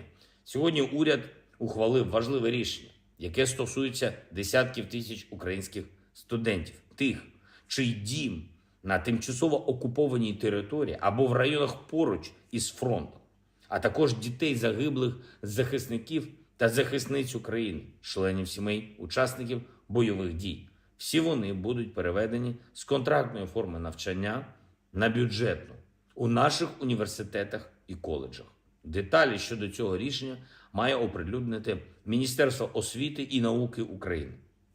Я дякую всім, хто воює і працює заради нашої держави. Дякую кожному і кожній, хто наближає перемогу України. Слава нашому найкращому народу. Слава Україні! And so with that, that's the end of the speech from President Volodymyr Zelensky, and that rounds out day 241 of the news. I thank you all so much once again for watching, and if you did enjoy, please make sure to subscribe, as this stream runs every single day of the week, except for 10 p.m. Well, not 10 p.m. Eastern Time, except for Mondays. Every day of the week, though, except for Monday, you can expect this stream to run every single night at 10 p.m. Eastern Time, and we will cover the past 24 hours of the war in Ukraine. And of course, if you do enjoy and you do feel like you have the ability to, please make sure to support us, as this is the only way we are able to run this channel. And of course, we thank everyone who helps us to keep this running. And if you cannot throw in a super chat, please make sure to hit the like button, or make sure to share this with your friends. Because one thing we love to know is that a lot of people enjoy the news we make, and of course, share it with others so that way they too can hopefully enjoy the news as we continue to cover it until this war ends. And so with that, we are now going to be addressing the polls and moving into the question segment, where we'll address every single super chat sent in tonight and as many live chats as we can as well. And so with that, what do we got, Matthew? And first, before we get to that, also another thing, Matthew, I just got the email right in the middle of President Zelensky's speech telling me that we got verified. So now, whenever I throw in a little chat, I have a check mark by my name. You're kidding. We actually have the check mark? Yeah, like, check this out. Watch, I'll throw in a hello in the live chat, and there's the check mark right there. We're now verified.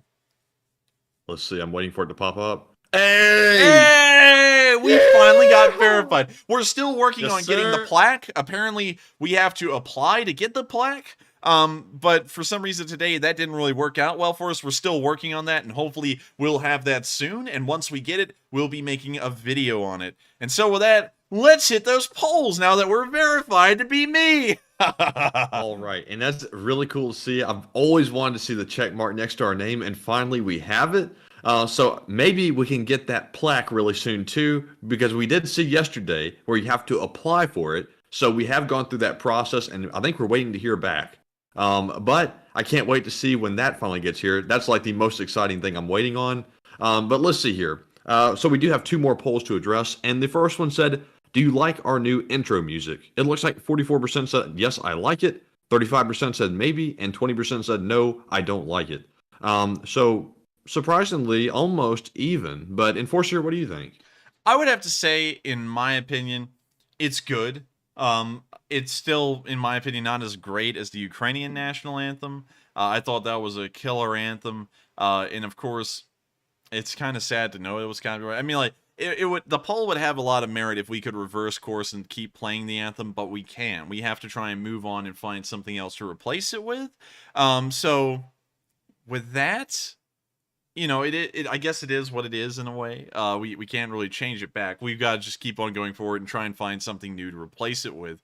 But with that, I hope that does address the poll fairly well, because I think it's good, but I still wish we had that anthem. And so with that, we are on to the next one.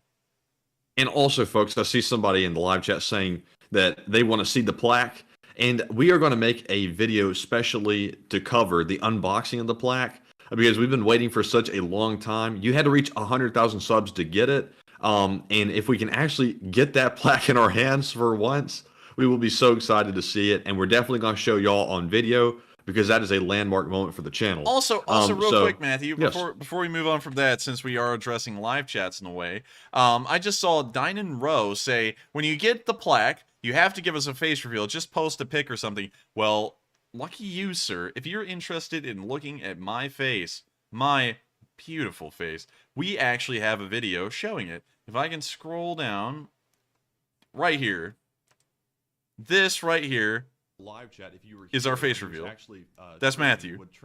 Hey, it's Ferris Bueller. Yeah, Boy meets girl. and it's an ad. Girl meets boy.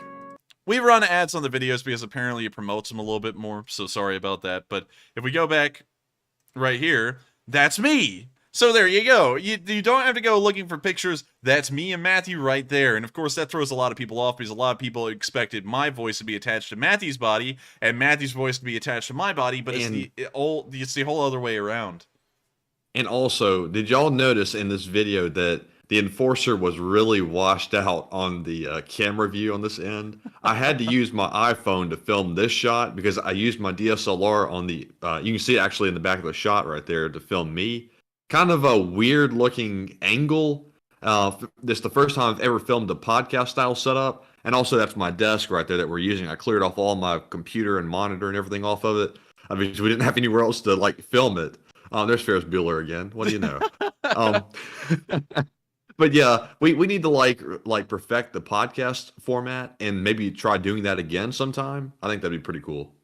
And also, another thing that was really funny is that you look at Matthew's camera and it was all nice and polished. Then you come over to mine and it's just like for some reason the wash that was going on. You can almost hear the whir of the fluorescent lights and you're like that whir sound that they make because it just looks so freaking bright. Like we didn't see that until we started editing this video and we were like, oh, dang, this is bright. And we were like, well, we're just gonna have to go with it at this point. So with that. Also, some people are like, hey, check out the uniform. That right there is the same uniform. And if I go back to the channel, let me open up another YouTube tab. That right there is the same uniform that was worn in this profile picture to make it. You see the gas mask right there, the uniform. I'm missing one of my discs. I didn't notice that until the video was made. For some reason, one of my discs that is on the collar is gone. I don't know what happened to it. I think I gave it to someone at a reenacting event so that way they could have a full set, but I don't know. I don't really know what happened to it. Anyways, you can see the, I guess you could say the ammo belt, I guess you could say the suspenders, if you want to call them that, the supports that support the backpack on my back. The only thing I'm missing is the helmet. And also the gas mask. The gas mask is actually in that bag. Whenever I wear it, it's always inside of it. So with that, I hope that addresses that for a second because a lot of y'all are like, cool, look at that uniform. That I also use at reenactments as well, which is also real quick, Enforcer, I don't mean to interrupt, but before we get off this shot, just a quick thing is I'm a car person, so hopefully y'all will understand, but name the car that's in that picture back there in the back. If you can name the car, I'll be impressed. It's right there, Matthew. It's right there at the top right. I can't see it on my end. I think it's too blurry to see it. Maybe they can't read it. But if you get that, we'll give you a huge round of applause. And so with that is our face reveal. You don't actually have to wait for the plaque. The face reveal came out on September 19th. Well, that was a whole month ago that we had our face reveal. And what's crazy is that we've gotten almost 6,000 subscribers since then, which is really cool. Hey, JD Mako 23, first one to say it, F40. Wow, it looks like a lot of people know it's an F40 actually. I thought not many people would know that. And also, I thank everyone so much for enjoying the face reveal. A lot of people liked it. It was heavily viewed, 63,200 views on a video. At that point, with 100,000 subscribers exactly, that was something like literally 63% of our viewers watched that video, and it got 10,000 likes nearly, which was really impressive. We may be trying to do more videos with our faces in them in the future. That has been a little bit of a plan of mine, but we'll just have to see. But with that, we are on... Enforcer, there's the little check mark next to the name right there on that video. Look at that. Where? See next to the Enforcer, the little circle check next to the name down there? Oh, yeah. Verified. Hey. Verified. Oh, that is so cool. That is so cool. You know what? I feel like we ought to let Operator Starsky know that. Let's go to his channel and put down a comment. Let's run down the Starsky's channel. Starsky, by the way, great channel. If y'all haven't heard of him and you're watching my channel, make sure to hop over and subscribe to his. He runs some really good videos. He did an impressive interview with the guy that we've actually had on our channel before. Of course, he runs ads. Got to give him a huge credit. He does a bunch of great stuff. And this is one of the few ways he supports his channel. But anyways, I'm verified. Let's go. And Starsky's been verified for quite some time, so we're just now joining the club. Yeah, and there it is, the little check mark. We're verified, just like Starsky. Cool. Anyways, with that, we are now moving on to the actual questions. And so with that, what do we got, Matthew? All right, and also, I don't think we addressed the second poll. I can't remember, but I don't think we have. The question is, are you surprised that Putin's regime has survived for this long into the war? It looks like 49% said no, I'm not surprised. 41% said yes, I am surprised. And 10% said not sure. Now, for me, I would have to probably go with no, I'm not surprised. Just because Putin is such an expert at keeping himself shielded from assassination attempts, which is unfortunate because it would be good if he was taken out and his regime was removed. But personally, me, not really surprised. But Enforcer, what do you think? I would have to say I'm not really surprised that much either, because it's much like being surprised that Stalin survived the Winter War. He has such a grip on the country that it's almost expected that he would. But at some point, there is going to be a time where the government just can't last. It's going to come eventually, but for now, I'm not really surprised that they have lasted this long, and I wouldn't be surprised if they even lasted a little while after the war, so that way they could sit there and watch the country get embroiled in even worse economic turmoil than they already are in. And so with that, I hope that does address that poll fairly well, and it's now time to move on into the questions. And so with that, what do we got? All right, and up first, we have a very generous $50 super chat from none other than Magic Sky Girl, who does not leave a comment, but left a super sticker of the creature, which I can't really figure out what it is, but it's sitting there, like, flexing its muscles, I think. It's a hippo. It's a hippo? Yeah, I think so. I think it's a hippo. And thank you so much. Like a bear, a little bit. And well, I mean, like, you know, I can kind of see it. And of course, I thank you so much for the support, Magic Sky Girl. You have supported this channel nightly. And, of course, greatly as well. And I thank you so much. While there's no comment there, the support is clear that you want this channel to keep on running. And I thank you so much for the support. Because, of course, not to get into the details, but support is going to be meaning a lot more to us going forward than it has ever meant before, now that we are having to tack on a little bit extra to our, you know, monthly bills. I would have to say it's actually a lot more. And so with that, I thank you so much once again for the support. It's going to help us out a lot as we continue moving on forward in life the only way we kind of can. And so with that, thank you so much once again. Your support means a lot to us, and it helps us to keep this channel running. And so with that, we are on to the next one, and thank you so much once again.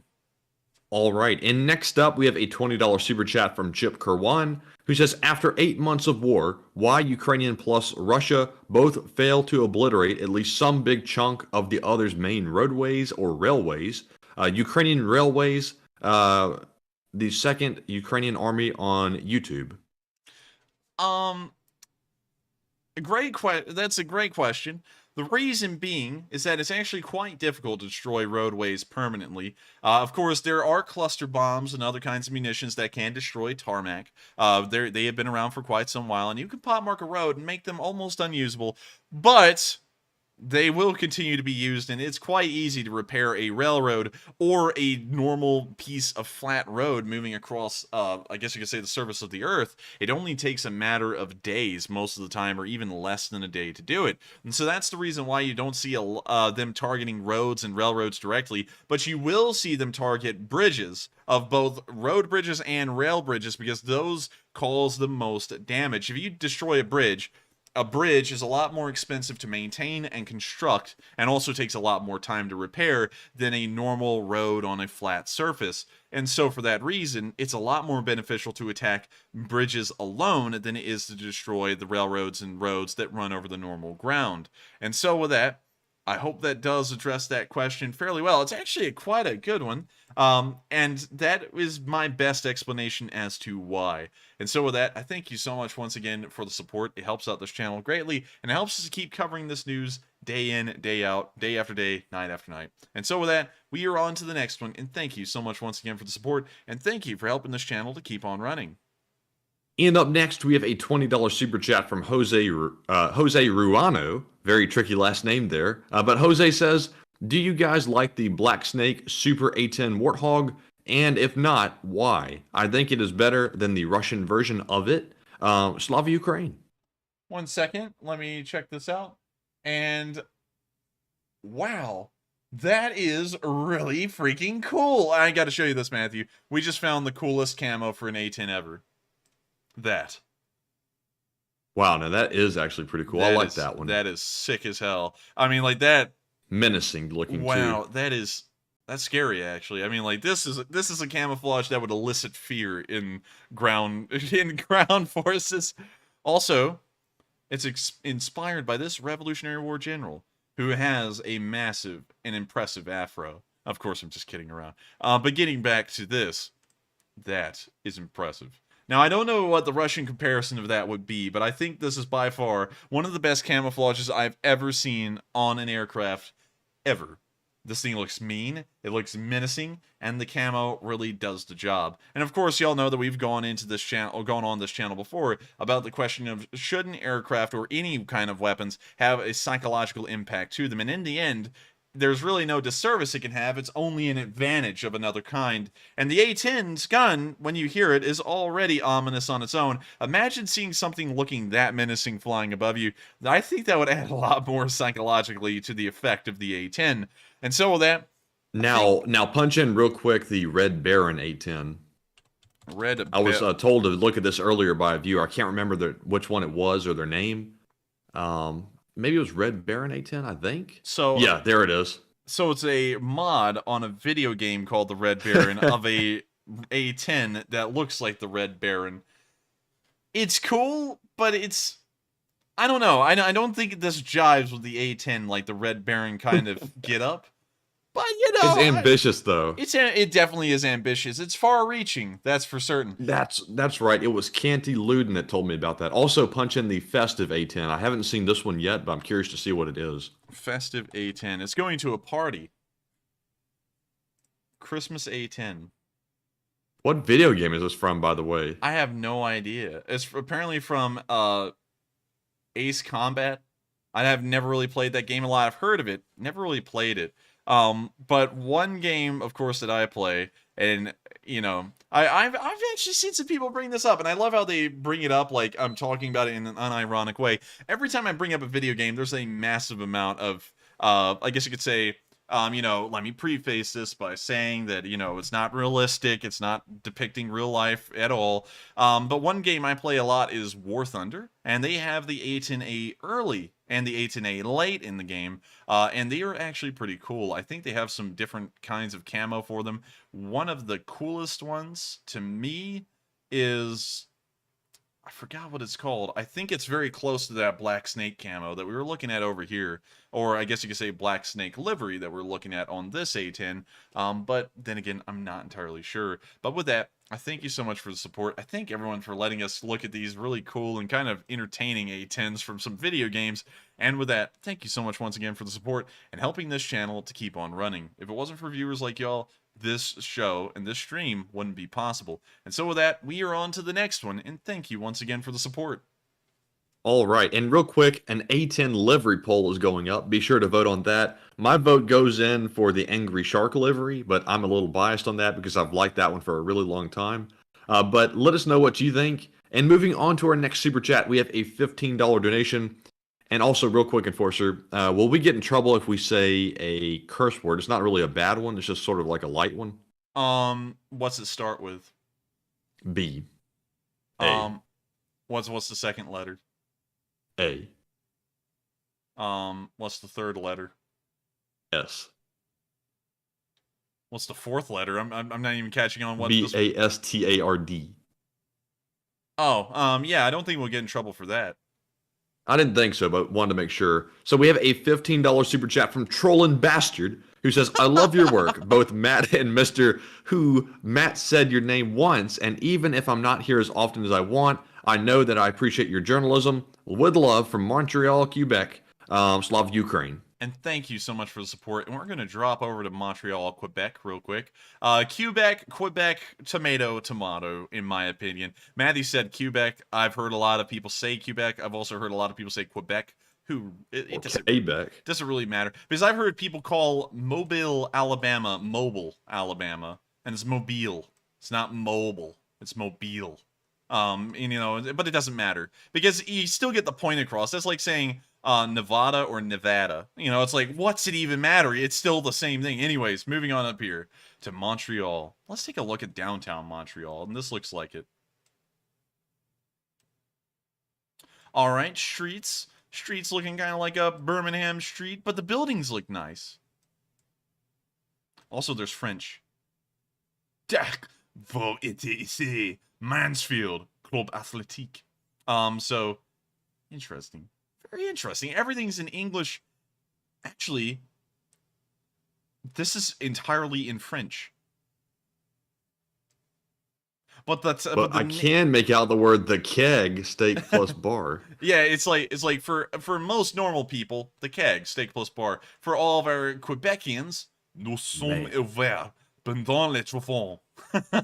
That cheesecake looks bussin'. Oh, it does, doesn't it? I mean, like, let's follow the street signs. Let's get to the restaurant. I'm just kidding. We're not doing that. But we'll drop down in another place of Quebec because, if I'm correct... Wait a minute. Hang on. I'm sorry, everyone. I dropped down in Montreal. This is not Quebec. We're going to go up to Quebec real quick. Because I was sitting there and I was thinking, Matthew, I was like, where is that famous hotel that's in Quebec? You know, and it's not famous hotel? Yeah, you know, I'll show it to you real quick. It's right. Nope, that's not it. It's right. Let me see here. It's around here somewhere. Nope, that's not it. Or is it? Nope, that's not it right there. It's close. It's somewhere in this area. Looks like a nice place, though, I'll say. Yeah, it looks like a nice place. Let us know if you're from Quebec. Is Quebec City a nice place? Let's see. Where the hell is it? I saw it before, and I can't find it now. There's the aquarium of Quebec, right near the interstate. Where in the world did it go?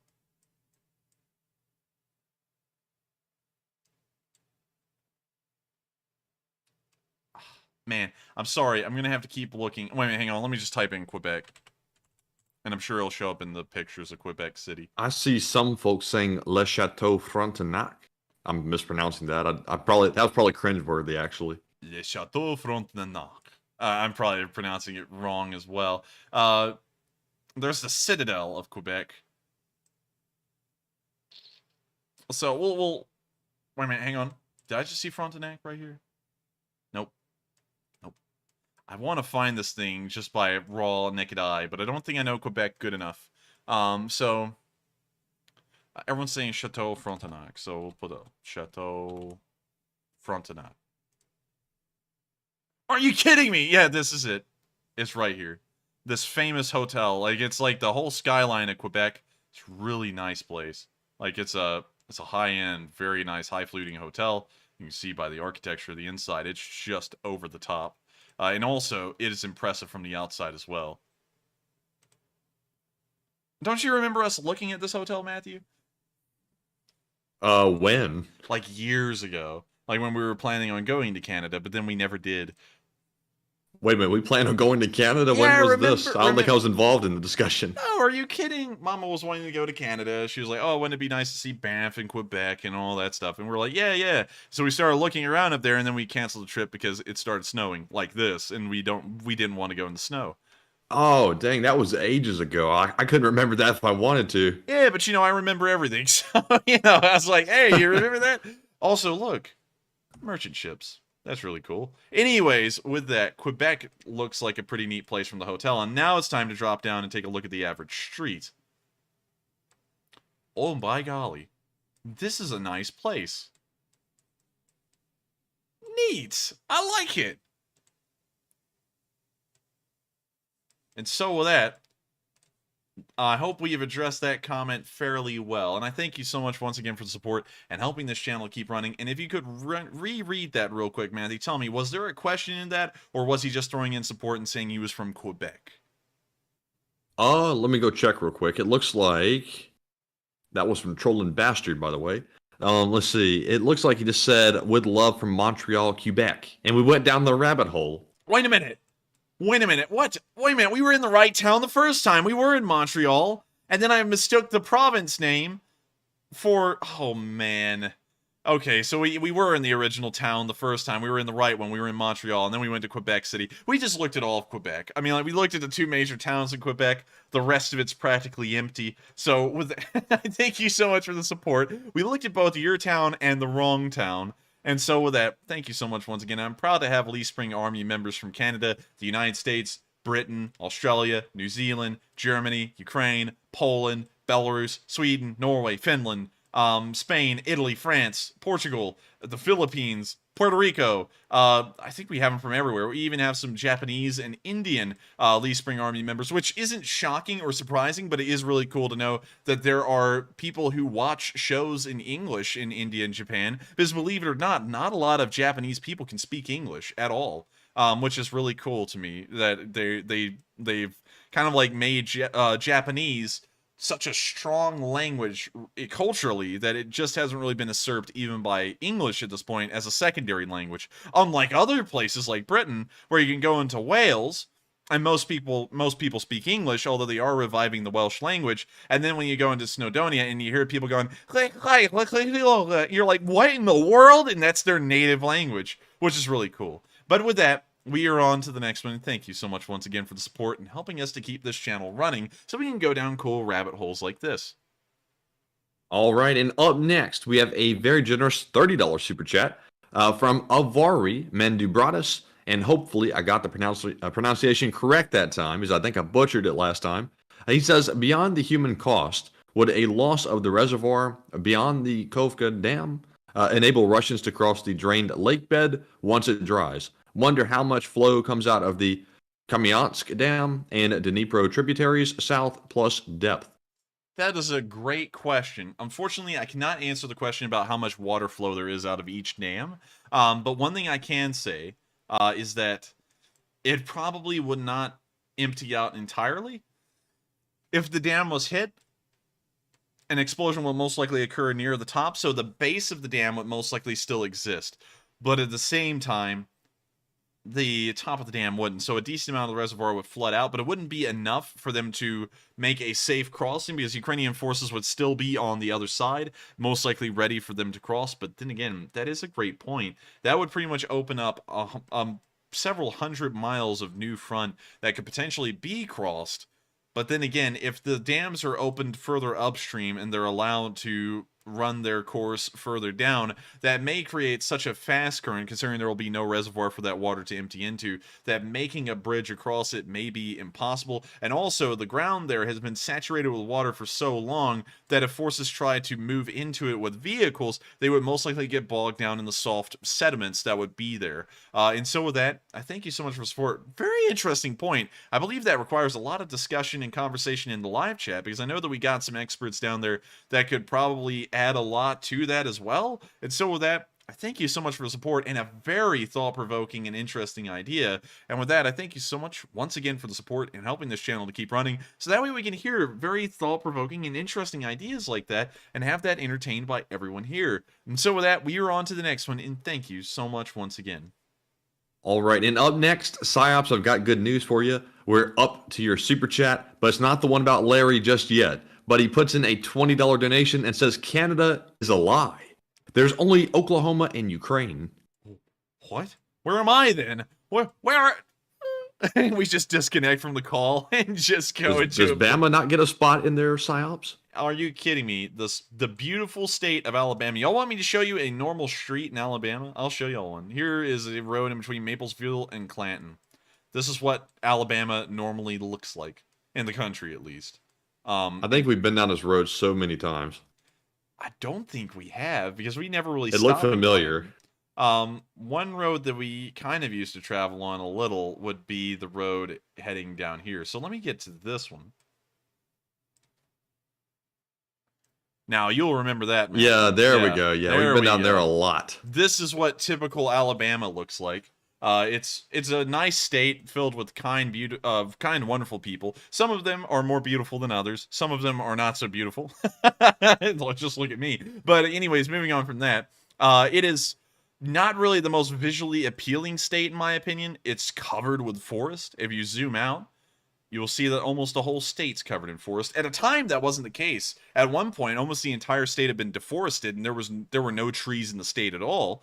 And in fact, there's only a very small amount of original forest in the Bankhead National Forest that still exists to this day. I actually learned that in my Earth Sciences class that I'm taking right now this semester. Really interesting class. But moving on from that, it is a very neat state. But it doesn't look as visually appealing as others. What in the world does Oklahoma look like out here, though? Ah, it's like Kansas. Is that a real road, though, or is that just a dirt road? It looks like it's a real road. I mean, like, we dropped down on what appeared to be a county road right here. And it's paved. Man, that is flat. Golly, what in the world's that? Just anyways? when you start heading out west from like the south or like the north, it's like you just start like going into the twilight zone. Everything's just flat and empty, and it feels like you're out in the middle of nowhere unless you come up on like a major city. It's really kind of a strange feeling being from the south. I remember when we drove down Interstate 70, which is the Dwight D. Eisenhower Highway, and we were like, here. It was surreal. In fact, it's even worse the further you go west. Like out here, this is probably where the incredibly flat land was, if I remember correctly. Yeah. Oh, yeah. Yes. There is a freight train, and you can see the very end of it, and you can probably also see the very front of it right there. The whole train, like most areas of the world, you wouldn't see that. Well, most areas in America, you wouldn't see that. But in the West, the crap's just so flat, you can see everything. In fact, you know something interesting, Matthew? They actually got a pancake at a point in NASA, and they used an electron microscope to see the topography of the top of a pancake. And they took that topography map, and they compared it with a topography map of Kansas, and they actually found out, mathematically, Kansas is flatter than a pancake. Is that like a joke? It's not a joke. It's a serious fact. Like, that's entirely true. Kansas is literally flatter than a pancake. That's interesting. Yeah. I guess it depends on how well you cook a pancake. Yeah, if you cook it real lumpy, it's going to be a lot flatter than a pancake. If you cook it really nice and smooth, maybe a little less. Probably it'll be very close to the flatness of Kansas. But with that, it's still a really cool fun fact. But also, PsyOps, why are you getting in fights with everyone around the world? Now you're not just fighting the people in Texas. Now all the Canadians are against you too. Good luck, man, because the Canadians are some pretty rough people. They're polite, but they can really put a thrashing on people when they want to. And so with that, I thank you so much once again for the support, PsyOps, and also stirring the pot a little bit more. And with that, we are on to the next one. And thank you so much once again for the support and also helping this channel keep on running like you always have been helping out PsyOps as well. Also, Ted B says that the flatness gives him anxiety. I'm not really a one for flat areas either. It doesn't give me anxiety necessarily, but I hate it with a passion. In fact, like, Eastern Colorado is flatter than that, or if I remember correctly. And if we go out here, it's just ugly too. And I'll be honest, like the places where we stopped, like to like grab something to eat, I think it was in Wyoming or maybe Montana or somewhere. It seems like everybody out there is kind of a little bit depressed. I'm not sure if it's because they're like lonely or something, but they don't really seem as like upbeat as people that we're familiar with. Well, interestingly enough, Matthew, you're not going to believe this, but you actually hit that right on the nail, like right on the head of the nail, because Wyoming actually has the highest suicide rate of any state in the country. Ooh, that's dark. Yeah, so Goodness.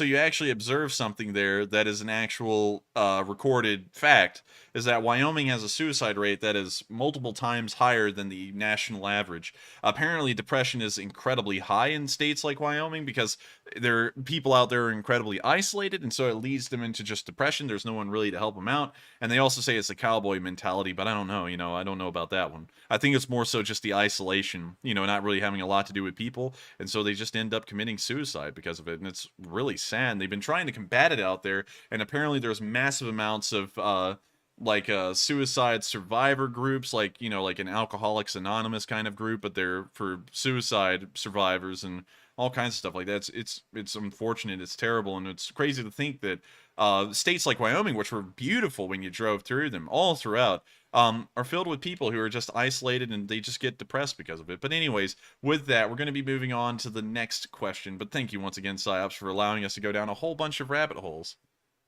All right, and real quick to go over the poll before we get on to our next one, which A10 livery is the best? It looks like 43% said the Angry Shark livery, which is my personal favorite. I really like that one. The next runner-up is the Black Snake livery, which had 31%.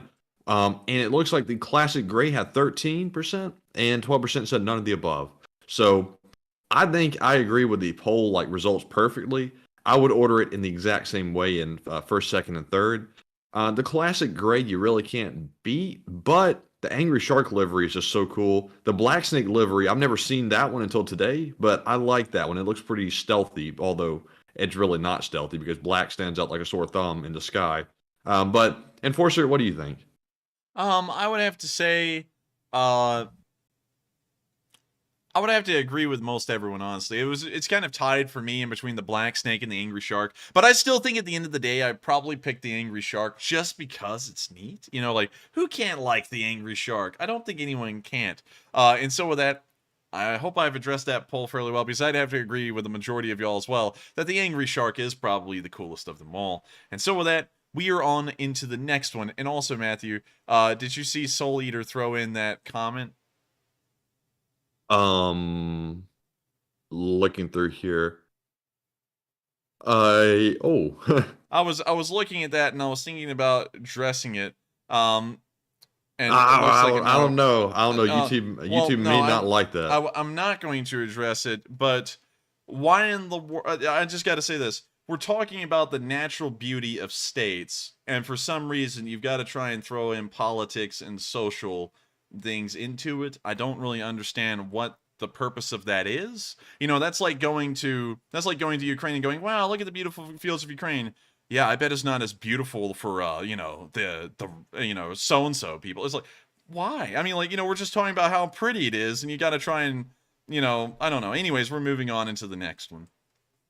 All right, and up next we have a super chat from Ben, who puts in a $15 donation and says October 16th, Ukraine conflict update from the Institute for the Study of War talked about the likelihood that the Ukrainians are going to need a 25-kilometer foothold on the eastern side of the Dnipro River in order to secure Kherson. And can you reread that one again real quick?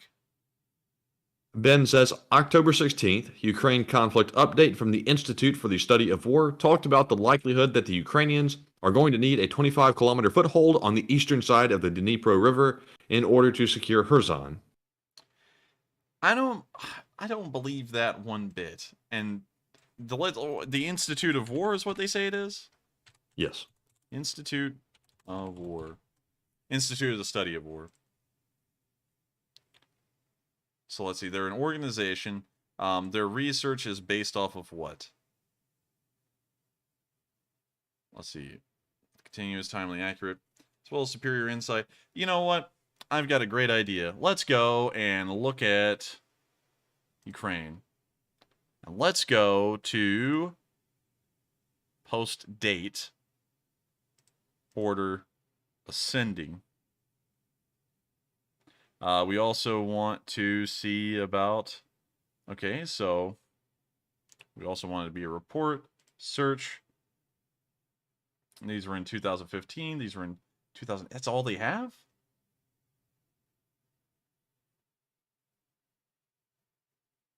Let's see here. research. Okay, hang on. International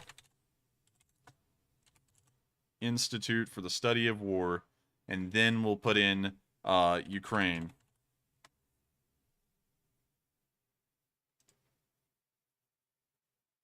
All right, so scroll down all the way down to about February 24th, or close to it.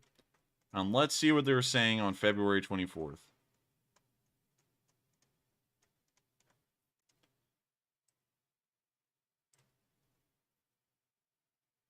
All right, so let's see. Russian forces remain much larger and more capable than Ukraine's conventional military, and Putin is likely to defeat Ukrainian regular military forces and secure his territorial objectives in the coming days or weeks if he's willing to pay the price. Ukrainian forces defeated a Russian operation to isolate Kyiv from the west, recapturing the Hostomel military airport. Troops after several counterattacks throughout the day. Russian forces are rapidly advancing. Let's see here. Russian forces have been temporarily halted at Dnipro and Chernihiv.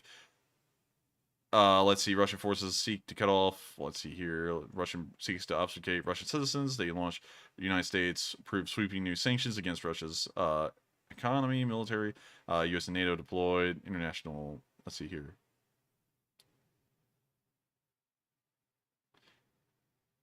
Let's see. His claimed objective to demilitarize and denazify Ukraine is a transparent cover for an unprovoked war of aggression to occupy a neighboring state. And so they say this at 3 p.m. Eastern Time on February 24th, that their goal is to occupy a neighboring state. And then up here they say on February 24th that he can complete his objectives if he's willing to pay the price, which shows that at that point they believe that Putin could probably complete this war in 3 days to a week. If we go to February 25th, let's see, Russian main forces, Russian military have been less well-planned, organized, and conducting than those emanating from Crimea. They also have been less successful so far. The divergence in performance likely arises in part from differences in the composition of the Western military district, Southern, well-organized. Let's see.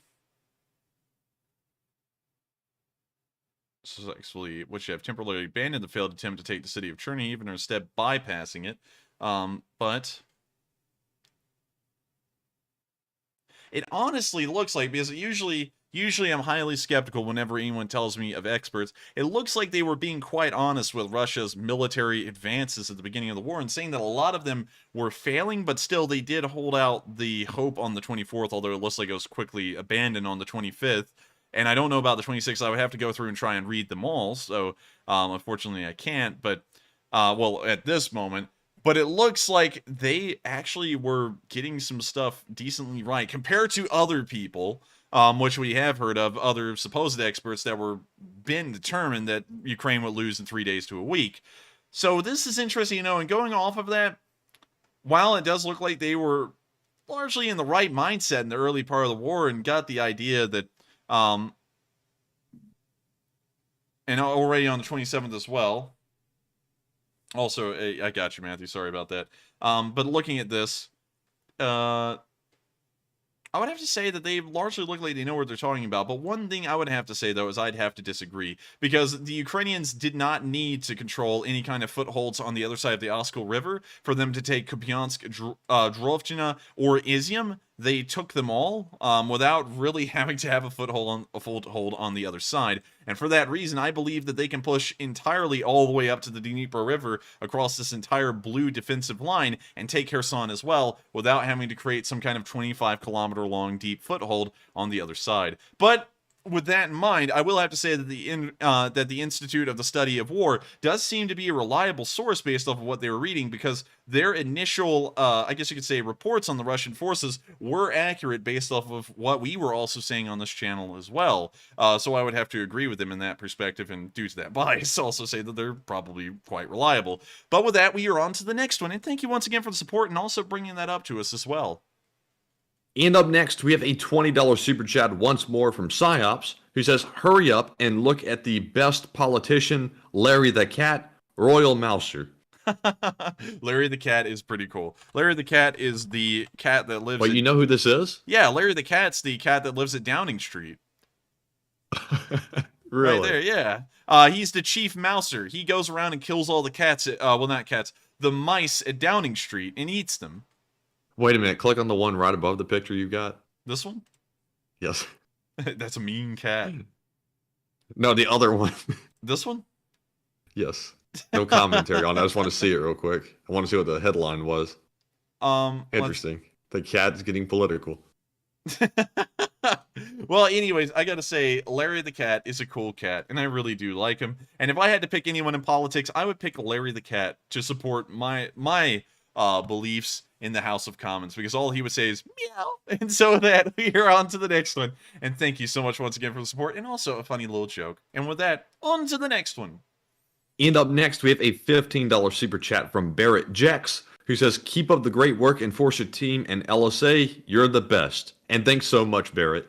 And thanks so much, Barrett, as well, for the kind words and support. It really does mean a lot for us for people to enjoy this channel and help us to keep it running. And I thank you so much for letting us know that you enjoy this channel and also helping us to keep it running as well. And so with that, I thank you so much once again for the kind support. It really does mean a lot to us. And with that, we are on to the next one. And thank you so much once again.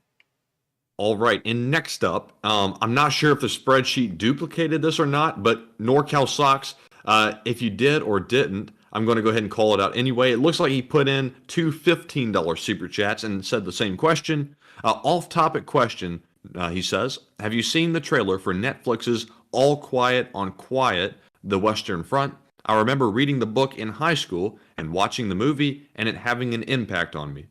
Now, now I did watch that movie as well. I also read a little bit of the book, not the entire thing, but I have not seen that whole trailer in its entirety. Now, one thing I will say is that Netflix will not get us for copyright if we show a trailer, because that is PR for them, and I don't think they would complain about that much.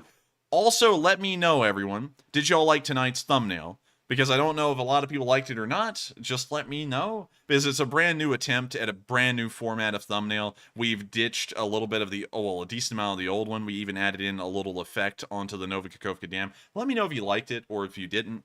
So that way we can make sure to try and keep them interesting. But All Quiet. Enforcer, I'm not sure if I would show that. Why not? Because we don't have to worry about Netflix getting us. We have to worry about the movie creators getting us. But at the same time, it's still PR for them. And I feel like they probably wouldn't feel like it's that bad to show a trailer. It may as well be free advertising for them. I wouldn't risk it.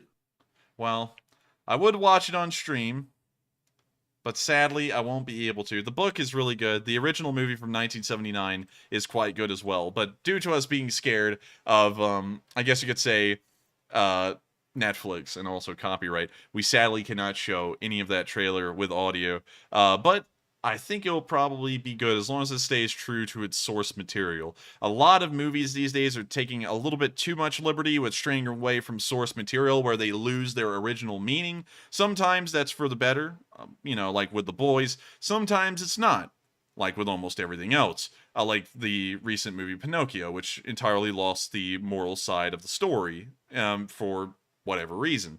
But with that, we are on to the next one. And thank you, everyone, once again, for, of course, adding some commentary for that movie. And it looks like a lot of people are optimistic for it as well. And so with that, we are on to the next one. And thank you once again for the support. And I hope we addressed that comment fairly well. All right. And up next, we have another $15 super chat from Avarwi Amandubratis, who says, if you are looking at places to see, check out Niagara Falls, ON. Pick a random spot in Toronto and Dauphin Island, Alabama. Been all those places in the last 2 months. And also, Enforcer Matt, your pronunciation is close. And I'm glad to hear that. And Dauphin Island's pretty neat. There was actually a lot of, I guess you could say, field trips that were taken from my school down to the Dauphin Island Aquarium, which I never got to go on. But one thing that I could have done recently is go to Fort Gaines, but I didn't go because they do a pirate reenacting thing there, and the reenacting group I'm a part of is not a big fan of the whole pirate thing, because it's turned into like a Jack Sparrow-y thing instead of a historically accurate thing. But still, that is really cool to know that you went down to Dauphin Island. I actually have done some reenacting events at Fort Morgan, right on the other side of, I guess you could say, the Mobile Strait. And so with that, I thank you so much for the support and also letting us know where you've been, because it sounds like you've traveled everywhere like Johnny Cash. And so with that, thank you so much once again for the support. Hope you enjoyed my commentary. And with that, we are on to the next one. And thank you once again for the support. And is it just me, or is that Johnny Cash song like driving me crazy in the post office commercials? Like, does anybody else see that commercial? They play that song behind like the postman, like going everywhere across the country. I haven't actually, but I think I know the one you're talking about. Up and everywhere, man. Yes, you know, that one. yeah. Yes. That one drives me nuts. They play it everywhere. And why is the post office advertising it? What kind of competition do they have? They're literally a government service. They're anything run by the government's monopoly, so it doesn't really make a lot of sense for them to run ads. You know, it's like running ads for the Navy. I know it's for recruitment reasons, but you know, on another hand, if you're to look at it with another kind of logic, it's like, you're the only Navy in America. Why are you running ads? There's no competitor. What are they going to join? The Russian Navy? You know, it's like, anyways, why would they? But with that, that's a pretty good point, Matthew. And also, it is much like the song as well, if you agree with me, Matthew, because these been everywhere. Yes. And so with that. But anyways, up to our next super chat, we have a... Oh, man. I heard the enforcer butt in right after I said that. But up next, we have a $10 super chat from Red Lobster Dumpster Fire, who says, "You all do great work. Thank you for your candor and professionalism on such a dark topic." And thank you so much for the support and so much for enjoying the way we cover this news. We try our best to make sure that it has a very high pep in our step kind of tone. We don't want to be pessimistic all the time, while tonight's thumbnail was a little bit. We still want to make sure that it is interesting to watch and people can enjoy it. And so with that, I thank you so much once again for the support, and I thank you so much for enjoying this channel and our commentary as well. We try our best to make sure that it's something that everyone can enjoy, and I'm glad that for the most part everyone has. And so with that, we are on to the next one, and thank you so much once again for enjoying this channel and also throwing in the support as well. And with that, we are on to the next one. And up next, we have a $10 super chat from David Zimmerman, who says, "Do you think surrounding these power plants with large nets could catch the drones midair?" You know, I was actually thinking about that the other day. That's a great question, by the way. I was thinking, what if they set up mosquito nets for these shitheads, Matthew? Because you just hear them go, and then they hit the mosquito net, and you just hear, and then they just cut off. I mean, they need like the Top Golf style like poles to put those nets up. If none of y'all have ever seen Top Golf, this is the time. I'm going to show y'all a Top Golf. So, this is what Matthew's talking about. These giant nets. I mean, they're thick as thieves. I mean, like, and they're ugly, too, from a distance. They're a massive eyesore. But if you're into golf or into having a fun time, it does the job. Anyways, moving on from that.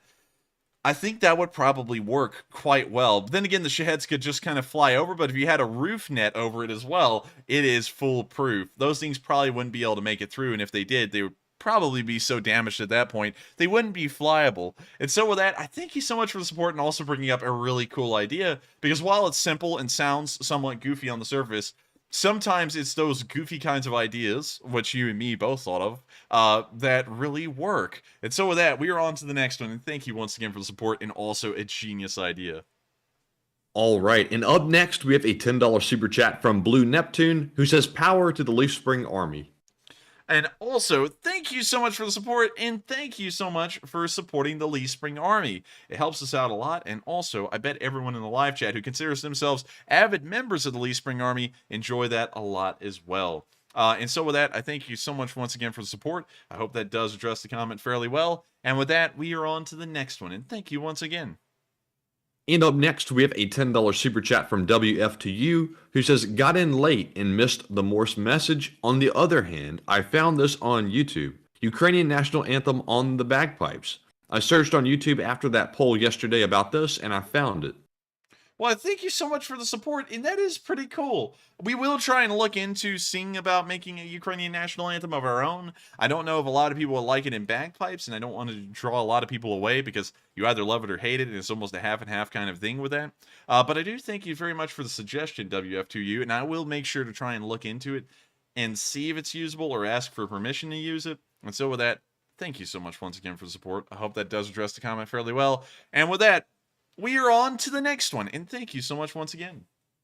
All right. And up next, we have another super chat from Psyops. We actually have two in a row. The first one was a $10 donation. He says, Operation Peer Pressure is in effect. Help Enforcer to see that the meme competition should happen. Muhaha. Texas stinks. And also, I thank you so much once again for the support, Psyops. And the meme competition can go on perfectly fine. It doesn't matter to me whether it does or doesn't. I think it's cool, and so I would back that up 100%. So if y'all want to, everyone, please make sure to go into the description below this video, click on the link to join the Discord, and go over there and get into this meme competition. I think it'll be pretty fun. Of course, keep it PG. Don't do any weird memes. But I think that would be cool, and it would give everyone a pretty good laugh and allow for creativity to flow, which is always fun. And so with that, I thank you so much once again for the support, Saps, and I back it 100%. It has my endorsement. And so with that, we are on to the next one, and thank you once again. All right, and up next, we have that $10 super chat from Psyops, who says, the best politician is the Royal Mouser of Britain, Larry the Cat. And we covered this one a little bit earlier before, but yes, Larry the Cat is a cool cat, and I like him. Also, did you know, Matthew, that when he goes to the front door of 10 Downing Street, the policeman has to open the door for him? Is that just like is that like a law or something? It's a tradition. And it's a really cool one at that. I love British traditions. And if y'all watch some Tom Scott videos, there's some really cool ones that led to some calamities every once in a while. But with that, I thank you once again for the support, Sabs. And Larry the Cat is one of the few politicians. In fact, I think he's the only one right now that I will publicly say I back. And so with that, we are on to the next one. And thank you once again for the support. And up next, we have a $10 super chat from Mike Spike, who says, there is a subreddit for memes called Russia-Ukraine war memes, one word. And I thank you for the support. I didn't know about a meme subreddit like that, but I will take a look into it and see what kind of memes are in there, and if they're juicy, if they're spicy, or if they're just outright dank. And so with that, I thank you so much once again for the support. I hope that does address the comment fairly well. And with that, we are on to the next one. And thank you so much once again for the support. All right, and up next, we have a $10 super chat from Blue Flam 777, who says Pootler is a... Oh, you know, Blue Flam, I am like so tempted to say it, but I'm so scared to say it because I don't know what YouTube's going to do to us if we did say that. But he thinks Pootler is a something. Can you spell it out? He spelled it D-I-Q-U-E. Well, I can't say that either. Well, I thank you so much for the support, Blue Flame 777. Sadly, we can't say that out loud, but I will agree with you 100%. He certainly is a, I can't even come up with a funny way to say that wouldn't get us in trouble. And so with that, thank you so much once again for the support. I hope we addressed the comments somewhat well. And with that, we are on to the next one. Thank you so much once again, Blue Flame 777, for helping this channel to keep on running. And with that, on to the next one. All right, and up next, we have a $10 super chat from Vance Hicks, who says, Enforcer, the U.S. has such advanced air and satellite assets that we can take out terrorists based on facial recognition technology. Do you think this has restrained Putin a little bit, or is he just reckless? I think that has restrained Putin maybe a little, but not too much at the same time, because of course if anything too drastic happens that they can't really control, they can always pull out the nukes, and that's generally their entire go-to and what they fall back on. And so with that, I hope that addresses the question fairly well. I don't really know a lot about that because that relies a lot on the personalities, the emotions, and what these people would be thinking about certain topics, and that is really hard to get into. But I hope I answered it fairly well nonetheless, and thank you so much once again for the support and helping this channel to keep on running. And so with that, we are on to the next one, and thank you once again. All right, and up next, we have a $10 super chat from Mike Leary, who says, Morse code, they are Russian for Kherson, Ukraine do it. And thank you so much for the support, and they are Russian for Kherson, and Ukraine do it. I hope you all see what I did there with saying Ukraine do it. Hopefully, did you, Matthew? Honestly, I did not. What Dang does it mean? it! You know, like you can do it, but it's Ukraine do it. Oh, yeah. Okay, yeah. Oh, yeah, man. It's pretty obvious now that you said it. Yeah. So when you're Russian for her son, Ukraine do it. And so with that, you did get it correct. And I hope y'all enjoyed that little pun on both of the names of both of the countries involved in this war right now, because I thought it was somewhat clever. Hopefully it was, but y'all let me know. And so with that, thank you so much once again for deciphering the Morse code message, and I'm glad to know that y'all are in here, so y'all can catch those every once in a while. And so with that, well, actually every night. It's not every once in a while, it's every night. And so with that, we are on to the next one. And thank you so much once again for the support and always deciphering the Morse code. And was that a play off of like the when you're Russian but there's no time for Stalin joke? Yes, it was. Okay, it sounded familiar in some way, so I thought it was. But also, while we're on the topic of Morse code, I just want to go ahead and give a shout out to Cife and also Mark Hodges. They figured it out as well tonight, so just want to give them their due credit. They also got the same result. So once again, good work, guys. And also just trying to make sure I didn't miss anything in the live chat here. I think I got caught up. But anyways, up next, we have a $10 super chat from Blue Flam 777, who says, YouTube censored this. Ukraine rifle Putler. What?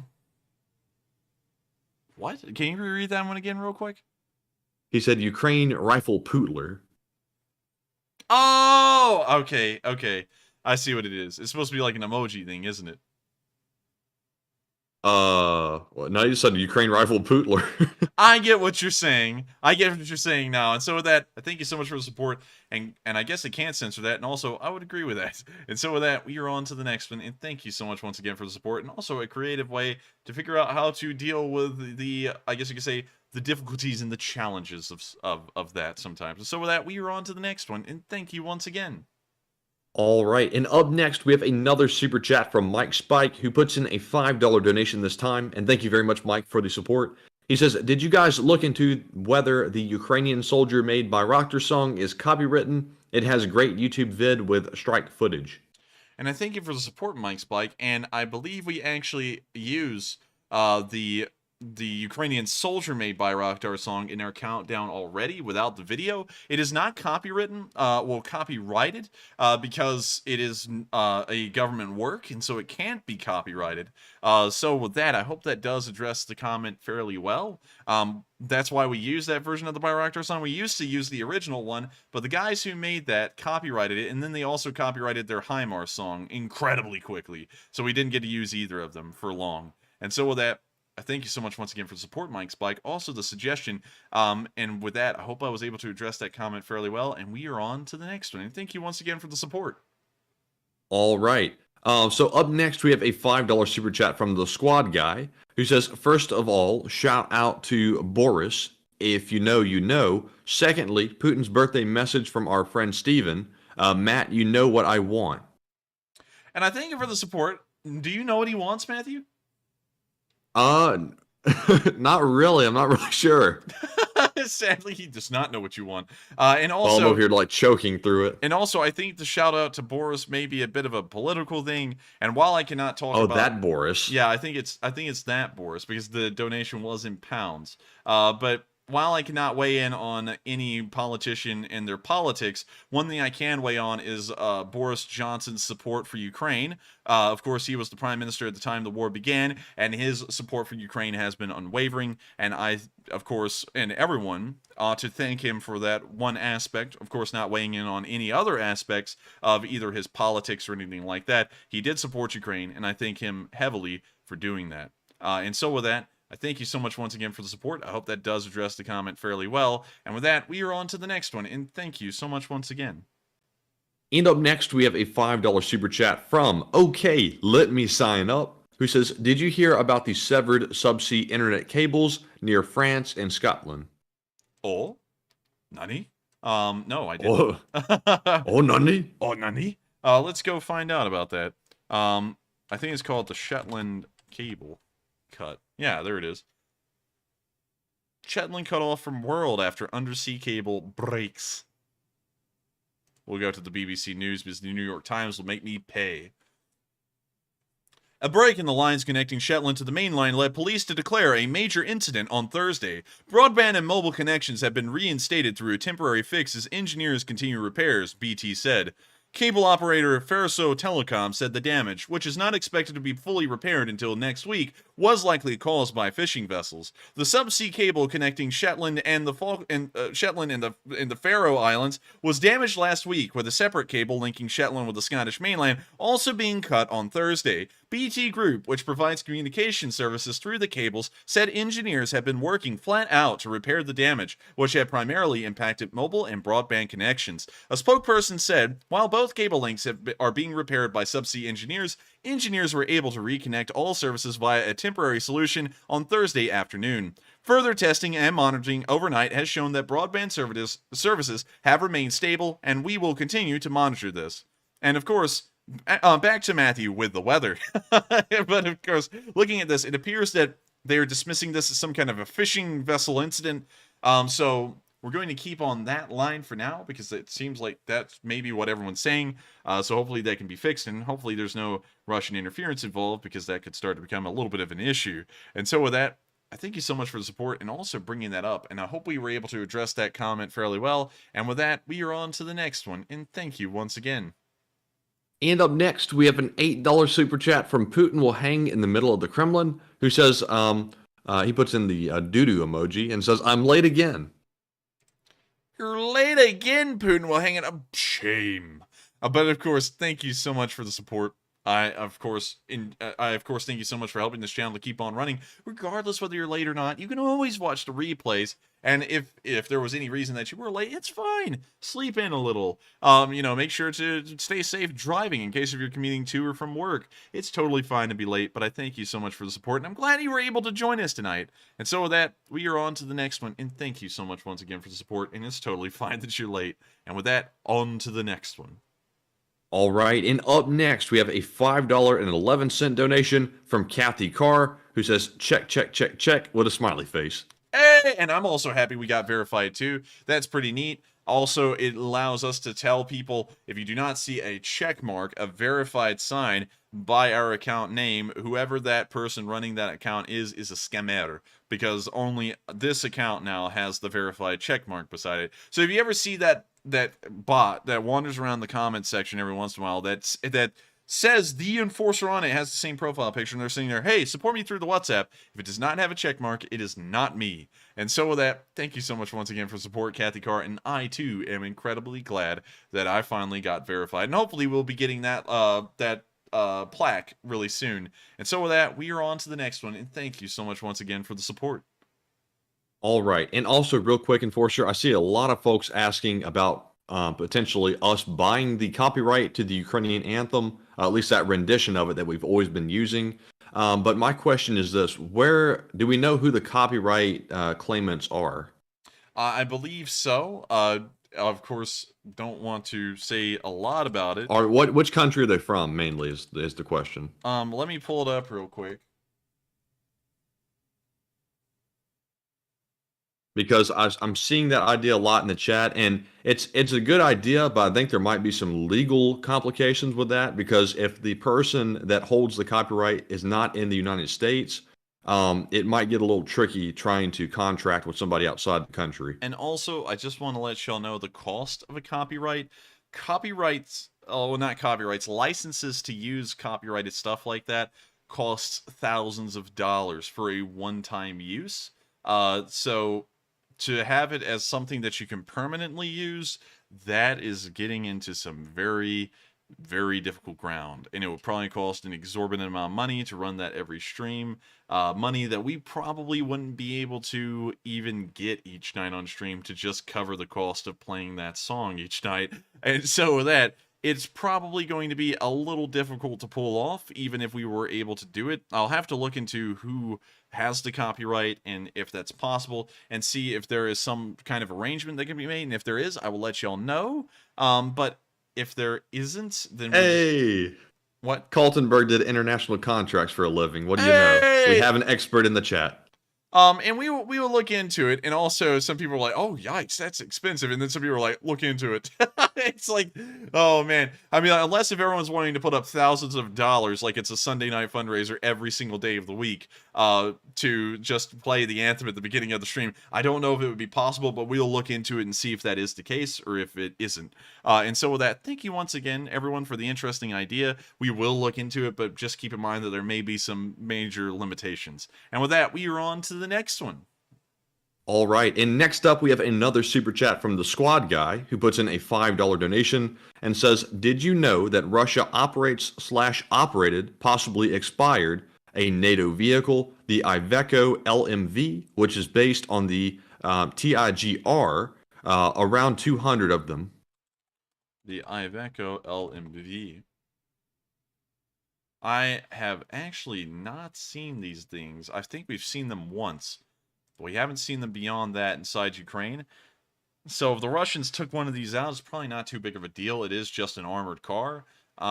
So with that, I hope that addresses the comment fairly well. Wait a minute, hang on. If we look at this here, that's a Russian Iveco right there with a Russian military parade camo on it. What did he say again? Can you reread that? He said, did you know that Russia operates/operated, possibly expired, a NATO vehicle, the Iveco LMV, which is based on the TIGR? Oh! I actually didn't. And I'll have to be honest there. For some reason, I thought we had seen one of these operated by the Ukrainians. Maybe it was a captured version. My memory is kind of foggy on that right now, which is the perfect answer you should give in a courtroom if you're wanting to if you're not wanting to answer a question. But moving on from that, very interesting to see. These are Italian made, but I gotta be honest with you, this is all kind of new to me for some reason. I feel like I've seen them before, but I didn't know that they were Italian made and the Russians were using them. And so with that, I thank you so much for the support and also bringing that to our attention. And with that, we are on to the next one. And thank you so much for the support and also showing us something really interesting and also adding an extra level of detail to it. And with that, we are on to the next one. All right, and up next, we have a $20 super chat from Justice Ryan, who says, if Putin gave the order to destroy the dam, what would the U.S. and NATO do, since wouldn't that be considered using a weapon of mass destruction? That's a good question. I think hitting the dam with a conventional weapon and it rupturing would not be considered a use of a weapon of mass destruction. The dam in its own right is not a weapon, it's a structure. And the weapons hitting it would be the ones qualifying as a weapon of mass destruction or not. And so the damage that would subsequently come from hitting that dam and it's in the water from it flooding downstream, I don't think that would be considered a use of a weapon of mass destruction. And so the US and NATO probably would strongly condemn the act, but they probably would not get directly involved still. So with that, I know that's not really a great answer to the question. But then again, we have to remember that we have sat by so far and we've watched tens of thousands of Ukrainian citizens get killed mercilessly by the Russians, and we still haven't stepped in. And so even if that one act ended up killing 10,000 Ukrainians in an instant, I don't believe we would step in. We would still wait for the biological, nuclear, chemical weapons to be used until we got directly involved. And so with that was a really good question, actually, Justice Ryan. I still think that's one that can be debated, because maybe they would consider that a weapon of mass destruction, considering the context of the actual intent of doing it. And so with that, thank you so much once again for a very smart question, Justice Ryan. I thought that was a great one. And thank you so much for supporting this channel. And with that, we are on to the next one. And thank you once again. All right, and up next, big shout out to William Jones, Suze K. Sullivan, as well as Preston Ringrose for each putting in a $5 super chat, but without a comment. Well, actually, Preston did have a comment. He put in a cricket emoji. I'm not sure why, but thank you very much to all three of you for your support. And Enforcer, would you like to add a few words? Yes, I would. I would like to thank all three of y'all so much for your support. It helps out this channel massively, and of course, I say this like a broken record, but without y'all, we wouldn't be able to keep this channel running. Of course, life, and from what we're seeing, life is about to get a decent bit more difficult for us. Bills are going to start piling up. And so I thank you so much for supporting us, because that's going to help us be able to keep those controlled, so that way we can keep on running the stream. And so with that, thank you so much once again for the support, and I hope that y'all have enjoyed this night's stream, and I thank y'all for helping us to keep it running. And with that, we are on to the next one, and thank you to all three of y'all once again. All right, and up next we have a $5 super chat from Rubik Man, who says, been watching the channel since beginning of the war. First time chat/super chat. Don't listen to the haters. Keep doing what you're doing. Hey, and thank you so much for the support. We will keep on doing what we're doing. It's hard to not listen to people who complain, and I understand why companies fold under what appears to be a small amount of pressure, but you just hear a small amount of people complain so much that you just finally give in and start trying to change things. And I enjoy the way this channel's been running so far. I like doing it, and so I think I'm largely just going to start trying to deafen myself to most criticism, because most of it's just pointless. And we're going to keep running this stream the way it's been run for 241 days. And so with that, thank you so much for enjoying this channel, and thank you so much for throwing in the support as well. And with that, we are now moving on into the next question, and thank you so much once again for those kind words. The kind words mean as much to us as the support. Yes, indeed. And up next, we have a $5 super chat from AJS9437, who puts in a $5 donation and says, just joined the stream and heard War Thunder, new Finnish tech tree for the win. And I thank you so much for the support. And not to get into this a lot, Matthew won't be able to see this, but War Thunder is a fun game. It's not realistic, because one thing I have seen, because after everyone told me that a certain channel out there, actually I'll just say Mercado, thought we were talking about him, I did go over there and watch the video that had At Enforcer in the title, and I saw some people say that I unironically pulled up War Thunder on a stream, and I was like, I pulled it up to show, because someone talked about War Thunder in a super chat, and I was like, oh cool, let me talk about a game I like. And for some reason they thought I was quoting it as historical information and knowledge, which is just like far out there. I guess those people just don't pay attention or something. But anyways, they are coming out with a Finnish tech tree in War Thunder. It's a neat game. I enjoy playing it, and it looks cool, so I'm looking forward to it. But with that, thank you so much once again for the support, and I'm glad to know that there are other War Thunder players in here. I have found a new game, though, that I enjoy a lot as well, called Marauders, and it's a game where you're a space pirate in the 1990s using World War II weapons. A very weird concept, but it's a very fun one at that as well, although I haven't really had a lot of time to play games at all. And so with that, we are on to the next one, and thank you so much once again for the support. All right, and up next, we have a $5 super chat from Craig Platel, who says, if not mentioned, the Panther shown is based on the AT-T artillery tractor, which is based on the T-54 drivetrain and chassis. Let's see. Can you reread that one again? Craig says, if not mentioned, the Panther shown is based on the AT-T artillery tractor, which is based on the T-54 drivetrain and chassis. And thank you for the support, and thank you for clearing that up for us real quick, because that was a little bit of a mystery as to what that thing was really based off of. And so with that, thank you so much once again for the support. I hope that does address the comment fairly well. And with that, we are on to the next one, and thank you once again. And I saw Paddington say in the live chat, because they were talking about how high rent is these days. They said it's like $1,500 for a one-bedroom, $2,500 for a two-bedroom, $4,000 for a mortgage.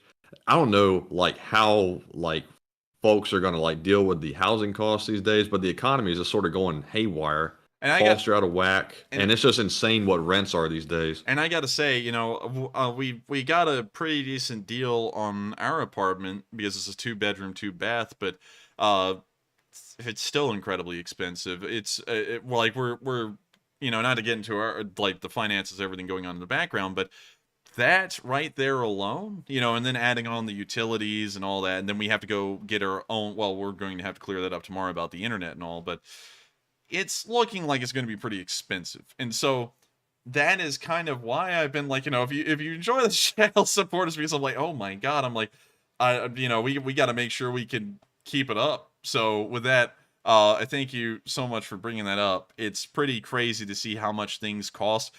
To me, I feel like an average 1-bedroom apartment should be less than $1,000. A 1-bedroom, 1-bath apartment should be less than $1,000. But I don't think we'll ever get down to those numbers again. That was a long time ago. Yeah, that was a long time ago. And so with that, we are on to the next one. All right, and up next we have a $5 super chat from Philip Fixes, who says, you should do a stream for fun where you just go off on tangents based on super chat suggestions. You could title it Down the Rabbit Hole LSA. And I thank you so much for the support, and that may be an interesting idea, Matthew. I was just thinking, that's cool. And I would like to do that. I don't know. I don't know. I mean, like, that would be cool. I guess you could be in on it, Matthew, so that way we could kind of like bounce off each other, because we do that great on the normal streams whenever we go down a rabbit hole. So yeah, I think that would be cool. I don't know, Matthew. Would you be into doing that? Sure. All right, and so we might be doing that in the future as an idea. And thank you so much for the support, and a pretty cool idea as well. I think that's a nice one. And so with that, we are on to the next one, and thank you so much once again. All right, and up next, we have a $5 super chat from Al Ani Anas, who says, reach out to Starsky. He might get a version of the anthem from the Ukraine Army Choir. P.S. Slava Ukraine. And thank you so much for the support. And that is also an interesting idea for the anthem as well. We could try and reach out to a Ukrainian army band and see if they will make us a version of the Ukrainian anthem. That may be a little bit difficult. I can try and talk to Operator Starsky and see if he can somehow do that for us. Or, I have seen another cool suggestion. We could have Operator Starsky make an anthem, which is also a really cool idea as well. And so we'll be looking at all of those. I will want to keep the Ukrainian anthem somehow as our intro. And so with that, I thank you all so much once again for the support and all the cool ideas about an anthem. And with that, we are on to the next one. And thank you so much once again for the support and a cool idea. And up next, we have a $5 super chat from Steve O, who says, have we looked at what kind of tsunami type event would occur around the entirety of the Black Sea to other countries should this dam have issues? Could you reread that one more time, please? Steve O says, have we looked at what kind of tsunami type event would occur around the entirety of the Black Sea to other countries should the dam have issues? We have not, actually. We've only looked at the extent of damage down towards Kherson. We have not looked at it once it starts to filter out into the Black Sea. So unfortunately, I'm going to have to declare ignorance on that one even, because I don't even think I can answer that all too well. And so with that, we are on to the next one. And thank you for the support. And also, I think that's something that requires a decent amount of looking into in the future. And so with that, we're on to the next one. All right. And up next, we have a $2 super chat from Ethan Dawson, who says, should Ukraine join NATO now or after the war? I believe that Ukraine should join NATO after the war. I believe that would be the most beneficial, and also because NATO does not allow countries to join that are currently in a war. And so with that, I thank you for the support. I hope that does address the comment fairly well. And with that, we are on to the next one. And up next, we have a $1 super chat from Paul Hackett, who says, will the Nova Kakhovka Dam be destroyed? It may be. It looks like Zelensky is suggesting that the Russians are planning on it. So for that reason, we were thinking that it could be a pretty decent possibility at this point. But then again, we're not entirely sure. And so with that, I hope that does address the comment fairly well. And we are on to the next one. All right, and that was the last super chat of the night. So we're now moving on to our live chat questions. It looks like our first one is going to go to JM, who says, do we think Ukraine troops are under pressure to capture and secure the dam before Russians can blow it up? Maybe. I'm not entirely sure. Because even then, they probably won't be able to cross the dam if they get down there. So they may be under pressure to do that. They may not be. That may be something that the Ukrainians consider out of their control. Because even if the Ukrainians did capture everything around that dam, the Russians could just fire a cruise missile that flies towards the dam and then hits it and destroys it. So always have to keep that in mind, but that may be a pretty good point. And so with that, I hope that does address the comment fairly well. And thank you so much once again for the support, and also an interesting question as well. All right, and up next, we have a super chat from Splash Damage, who puts in a generous $59.99 donation, and I think that is euros? That is. So it's euros. like a $65 donation, I believe. Nice, and thank you very much for the support as well. They say, good morning, LSA. First time live here. Please keep up on the great work. It's 7:09 o'clock, and now one of the German LSA outposts is working.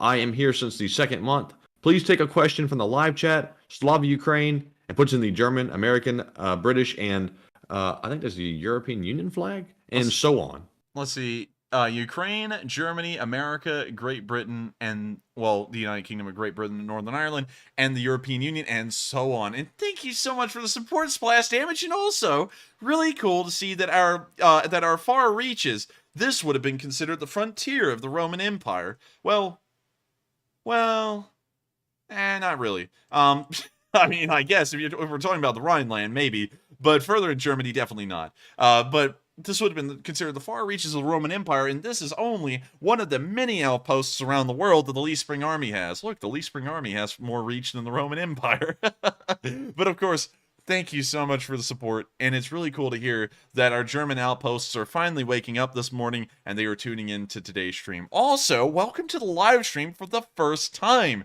and also, thank you so much for the support, and I thank you so much for watching since the second month. That has been an incredibly long time. That means you've been here for longer than half a year. And so, thank you so much once again for the support. I hope that does address the comment fairly well. And we are going to take a question from the live chat in your honor, Splash Damage, and thank you for being a Lee Spring Army veteran. And so, let's hear that live chat. All right, and the live chat question goes to Kat Nico, who says, I suppose Russia doesn't care about Crimea because most of them are Ukrainians or third-rate citizens, not the Moscow elite. What say you? I would have to say, let's see, most of their citizens, if I'm hearing this correctly, Matthew, because I think I heard it, but I think I misunderstood it for a second. They're talking about the Moscow elite's children not going to the war? Well, they're talking mainly about why Russia doesn't care about Crimea because they think that most of them are either Ukrainians or third-rate citizens and not the Moscow elite. And is that true, they're asking? That is not true. Russia cares heavily about the condition of Crimea, mainly because the Black Sea Fleet is based out of Sevastopol. Now, for the moment, they are based out of Novorossiysk, but for the permanency of their basing, they're in Sevastopol. And so for that reason, Crimea is incredibly important to Russia, and that's the entire reason why they annexed the peninsula in 2014. They couldn't just take the port, they had to take the whole thing. So with that in mind, I would have to say with relative certainty that that's why they care about it. The Russian government puts a lot of emphasis on Crimea. That's pretty much the entire reason the war is being fought. When you look at it from the basic meat of the structure is for Crimea.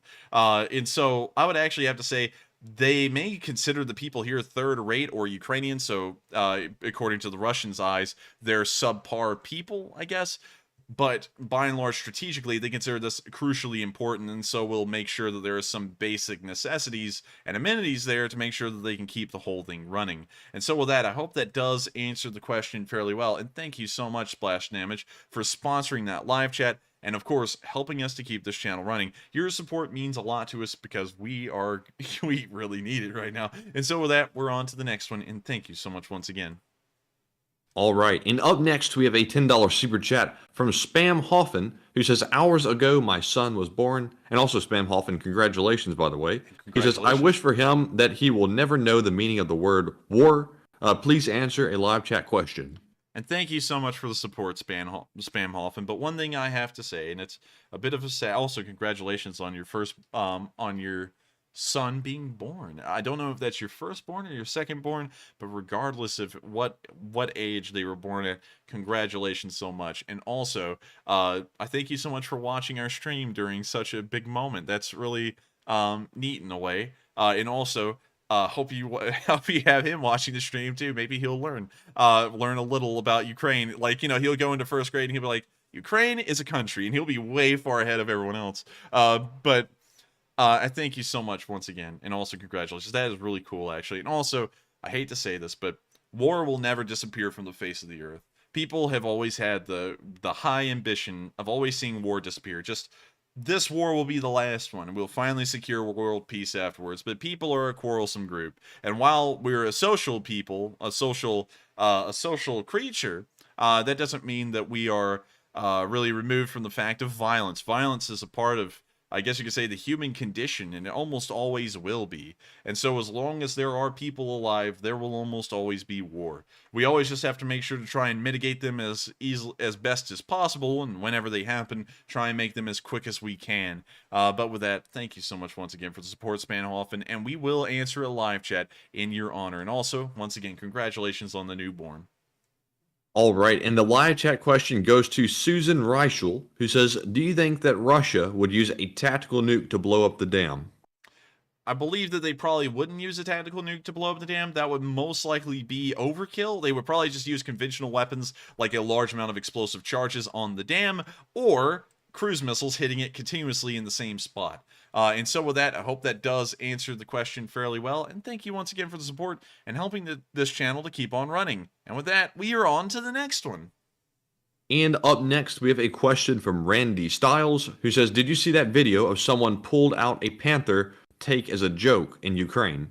I did, and we actually showed that on tonight's stream. And so with that, thank you so much for the support. I hope that does address the question fairly well. And with that, we are on to the next one. It was a pretty funny one at that. Yes, indeed. And up next, we have a live chat question from Pat Bursick, who says, do you think Ukraine can use a Chinook-type helicopter with a large loading strap to knock the Iranian drones out of the sky since they fly so slow? They might be able to. That's an interesting idea. I feel like it would be really a really neat idea if you got a helicopter of any kind. You could even use an Mi-8 for this. And you put a large bar under the helicopter, a lightweight aluminum hollow bar that stretched, I guess you could say, perpendicular to the front of the aircraft. You know, so going from left to right of the helicopter, out by like 20 feet in each direction.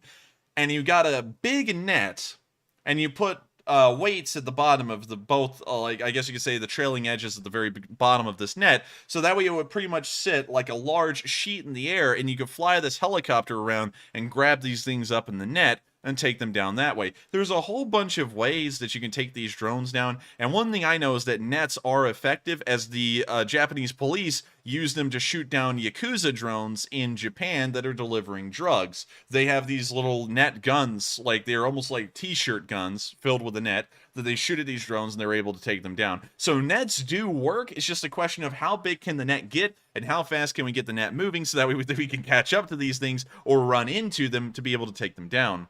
So with that, I hope that does address that comment. Really, a really cool one as well, and a really ingenious one. A lot of people are coming up with cool ways to take down these drones. And with that, we are on to the next one. All right, and up next, we have a question from Richard Parnell, who says, I wonder if a Quad 50 would be more effective against the Shahed-sized drones, cheaper ammo, and a high rate of fire, plus you could mount them easier on the rooftops, etc. And that is a really cool idea as well. And I think a combination of nets along with Mi-8s with nets along with Quad 50s could probably do a decent amount of work on these Shaheeds.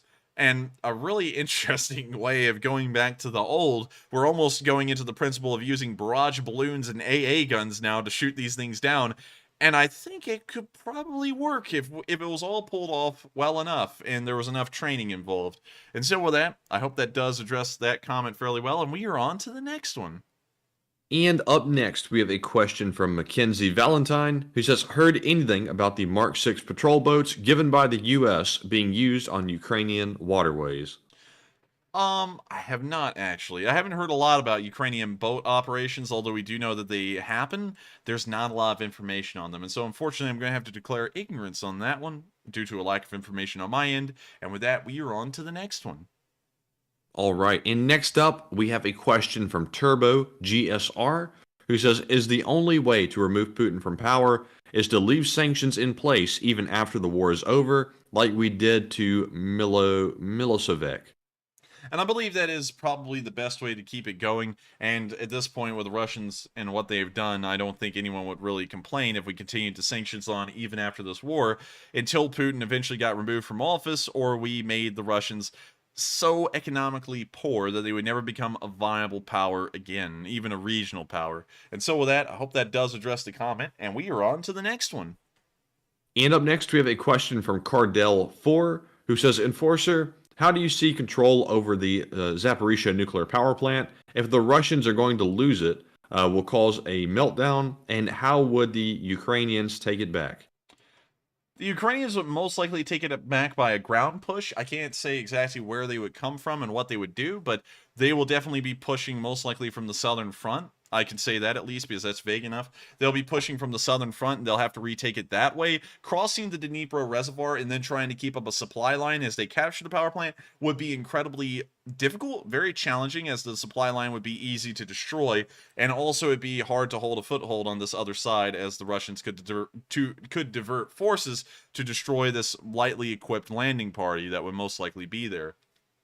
So with that in mind, there's really no way to avoid the meltdown. Moving on into the next part, because if the Dnipro River reservoir in this area was empty, there is no fresh water to bring into this cooling pit to keep these reactors cool, and so they would eventually overheat, because they would have to recycle this hot water, and then they would eventually melt down and explode. So with that, I hope that does address the question fairly well in all regards, and with that, we are on to the next one.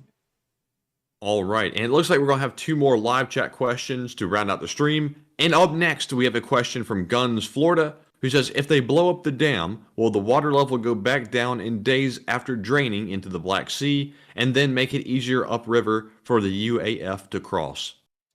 And that's an interesting question. The water level will stabilize after a while after the dam is destroyed, but one has to remember that this ground has been underwater for nearly like 50, 60, 70 years.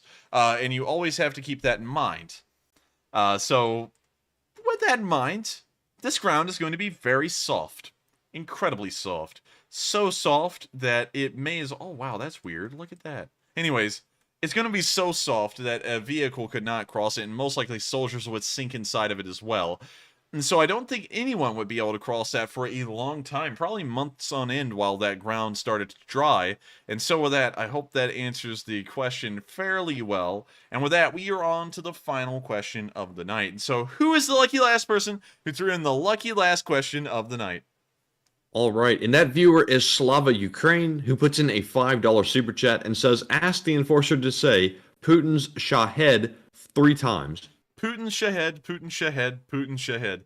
And hopefully I did that fairly well. And thank you so much for the support, Slava Ukraini. It helps us out a lot. It helps us keep this channel running in the background. And it helps us to make sure that we are able to pay the bills. And so with that, I thank everyone so much once again for watching. If you did enjoy, please make sure to hit the like, comment, and subscribe button. The subscribe button, most importantly, because that allows you all to keep apprised of when these streams keep running, which is at 10 p.m. Eastern Time every single day of the week, except for Mondays. We take that day off. And so with that, I thank you all so much for enjoying this channel, enjoying the news, and I've enjoyed answering all of the interesting questions that we've had tonight, as well as the live chats as well. Everyone has thrown in great ones tonight. And of course, it was an absolute pleasure to cover this news. And so with that in mind, I will see you all tomorrow at 10 p.m. Eastern Time to cover day 242 of the news of the war in Ukraine. Good night, take care, and I will see you all then. And also, one quick note, we will not be playing the outro anthem tonight. We will be going straight to the stream ended card, so there won't be a cool outro, sadly. But with that,